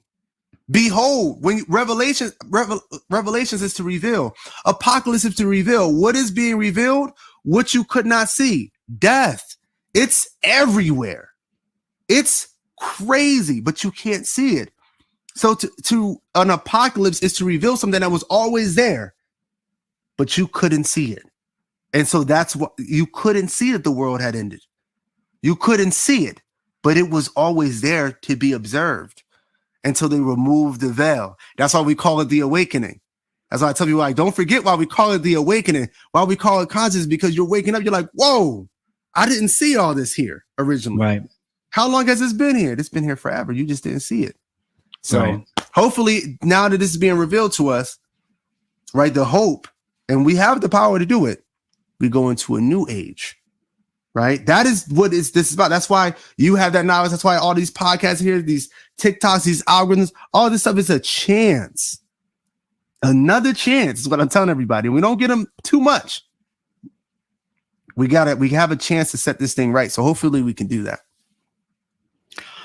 Okay, so I'm just going to ask you a quick question, simple answer, and then we'll wrap it up, and I'll get your final thoughts. This is a question that I usually ask people in private, but I'm going to do it publicly here. Okay. What's most important to you? And if you want to give it in a certain order of importance, or if you just want to claim one, but what's most important to you? Unconditional love, awareness, knowledge, or understanding? It's unconditional love, awareness, knowledge, or understanding. That's a good question. Awareness, knowledge, or understanding. I'm having a problem between awareness and unconditional love. And having in my mind, they're battling out. I'm going to have to go. I'm going to have to go awareness. Number one, got to be awareness, because awareness to me is everything. Yeah, I was about to say, I because it goes back to, like, I mean, again, we got to go soon, so I'm not going to take it into a whole rant. But yeah, awareness, because consciousness is everything. So, like, without consciousness, is like, what are those other things? And so unconditional love was up there for me because that was more of a bias.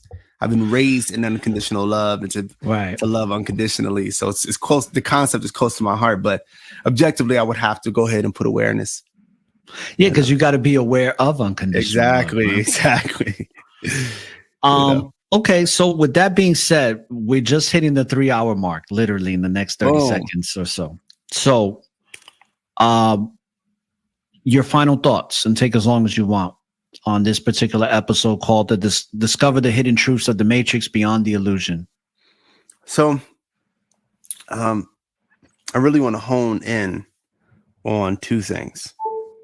One, and a lot of those ancient stories is really just knowledge. Though they get corrupted and disjointed and rewritten, if you look hard enough, you can see the message there. I'm going to tell you the message, but it's up to you to believe it or not. The message really is to be one with the all, the universe, nature, earth. The message gives you the purpose of humanity. The purpose of humanity. You know, there's certain creatures on this planet that if they're not doing what they're supposed to do, the earth is in danger, right? If bees all disappeared and died, we'd be in trouble. We'd be in some real trouble. If bees just stopped doing what they're supposed to do, we'd be in trouble. The earth is in trouble right now because humans are one of those beings on the planet, right? Humans used to go around creating ecosystems. This is no exaggeration. The Amazon rainforest was, some people like to say recreated, some people say created by humans. It was a giant food forest. Anybody can go check and look that up. They were hunter-gatherers. They had a different mindset, right? They looked at the earth a little differently than we do. Not even a little, a lot differently. So for them, they wouldn't answer their problems by creating something mechanical. They would answer their problems by doing something the earth would like for to happen anyway. In other words, they created alongside with earth instead of opposed to earth as we do today. And so they used to go around creating forests. They found a forest that was struggling. They would build it back up. They'd give it new soil. They would introduce organisms that might help it thrive. They would plant certain trees. I mean, this is all true. Anybody can go look this up. What you find upon the use of agriculture that we can find in archaeology, there's a correlation between the time we start going really hard in agriculture and when you start seeing the Sahara Desert. Where you see the Sahara Desert in Africa used to be just all forest, very vibrant, verdant forest, very lush, a lot of fruits, a lot of vegetables. Now it's a desert. Humans perceive themselves as something separate from the earth. That's the doing of the Matrix. It wants you to think that, but you're not. Meaning, just like all organisms, if you take us out of our nature, it's going to have consequences for us. It's going to have consequences for the planet. So once humans come back into their purpose, as all these stories are trying to say, it's not like El Elyon or Atum-Re or Anu or any Most High God that you worship or love. I don't personally believe, I don't know, right? Could happen that they're just going to come, like they're going to physically come and just say, boom, you did it. I'm back. But what I think it's talking about is like once you are realigned with this stuff, then unimaginable happiness, joy, and health will come about on earth, right? It's hard for you to imagine because this is all you know. You don't know anything else. Even the hunter-gatherers who are healthier than us, happier than us, they're not living in the environment that it would be because they're surrounded by agriculturalist civilizations, pollution. You know, unfortunately, they're not even really living in the true environment they would be. So that's one. I want everybody just to know that. It doesn't matter what you believe in spiritually, religiously, like that is something I really want you to understand about humanity. And for those who are more spiritual, I want to tell you that, you know, the all existence, the Most High, your ancestors did not forget about you, and that you just got to listen. You got to be open to the message that you're receiving. And then the last thing I wanted to say is about the Matrix, because I want people to take the Matrix very seriously. Civilization is not what you've been told it is. Civilization is not the epitome of mankind. Civilization is not synonymous with technology. Civilization is not the answer to all. Almost every problem that we have on this planet that civilization is said to solve is also created by civilization. War did not come about until civilization, or I want to say strategic war. I'm not going to say and act like hunter-gatherers never got into a fight, right? I'm not going to do that. It just wouldn't be true. But actual war, especially annihilation war, killing large groups of people in order to take their land, wasn't a thing. We don't have evidence of it being, slavery. All these things come with agriculture. What happens is the matrix is unsustainable. This is spoke about in Genesis when it says, well, now that you've eaten of the fruit, the ground is cursed. What happens is the farms take the nutrients from the land and it will not give it back, right? And so because of that, the farm always has to keep moving out. But the farm is not a part of nature. So you got to cut down the trees. You got to kill the animals. You got to spray it with pesticides to kill all the insects. But these things that you're killing are what create forest. These things is what creates the earth. So what you get is a system that's unsustainable but must expand by the destruction of the thing that it is on, which makes it unsustainable. And so what happens, you run into people. You got to kill them because you need the land to feed the people. Unfortunately, you have to enslave them because you need more people to work the land.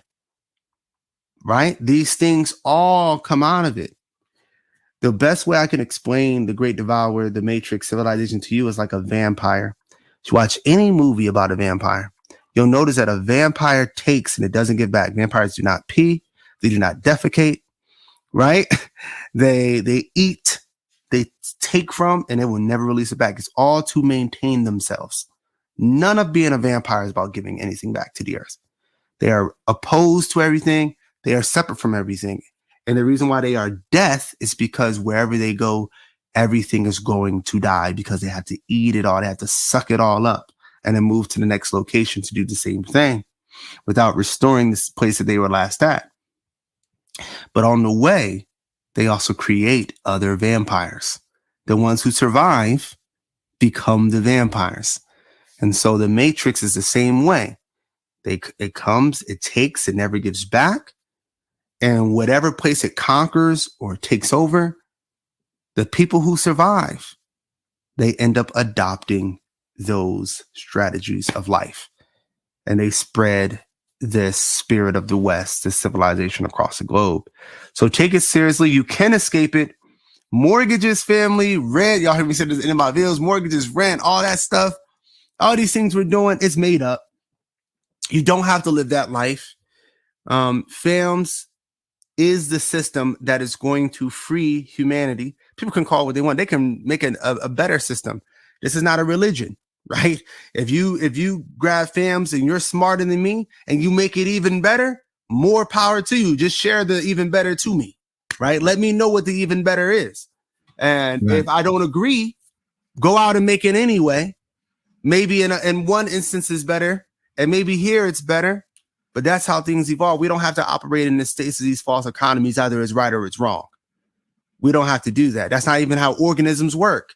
This organism is right for this environment and it's wrong for that environment.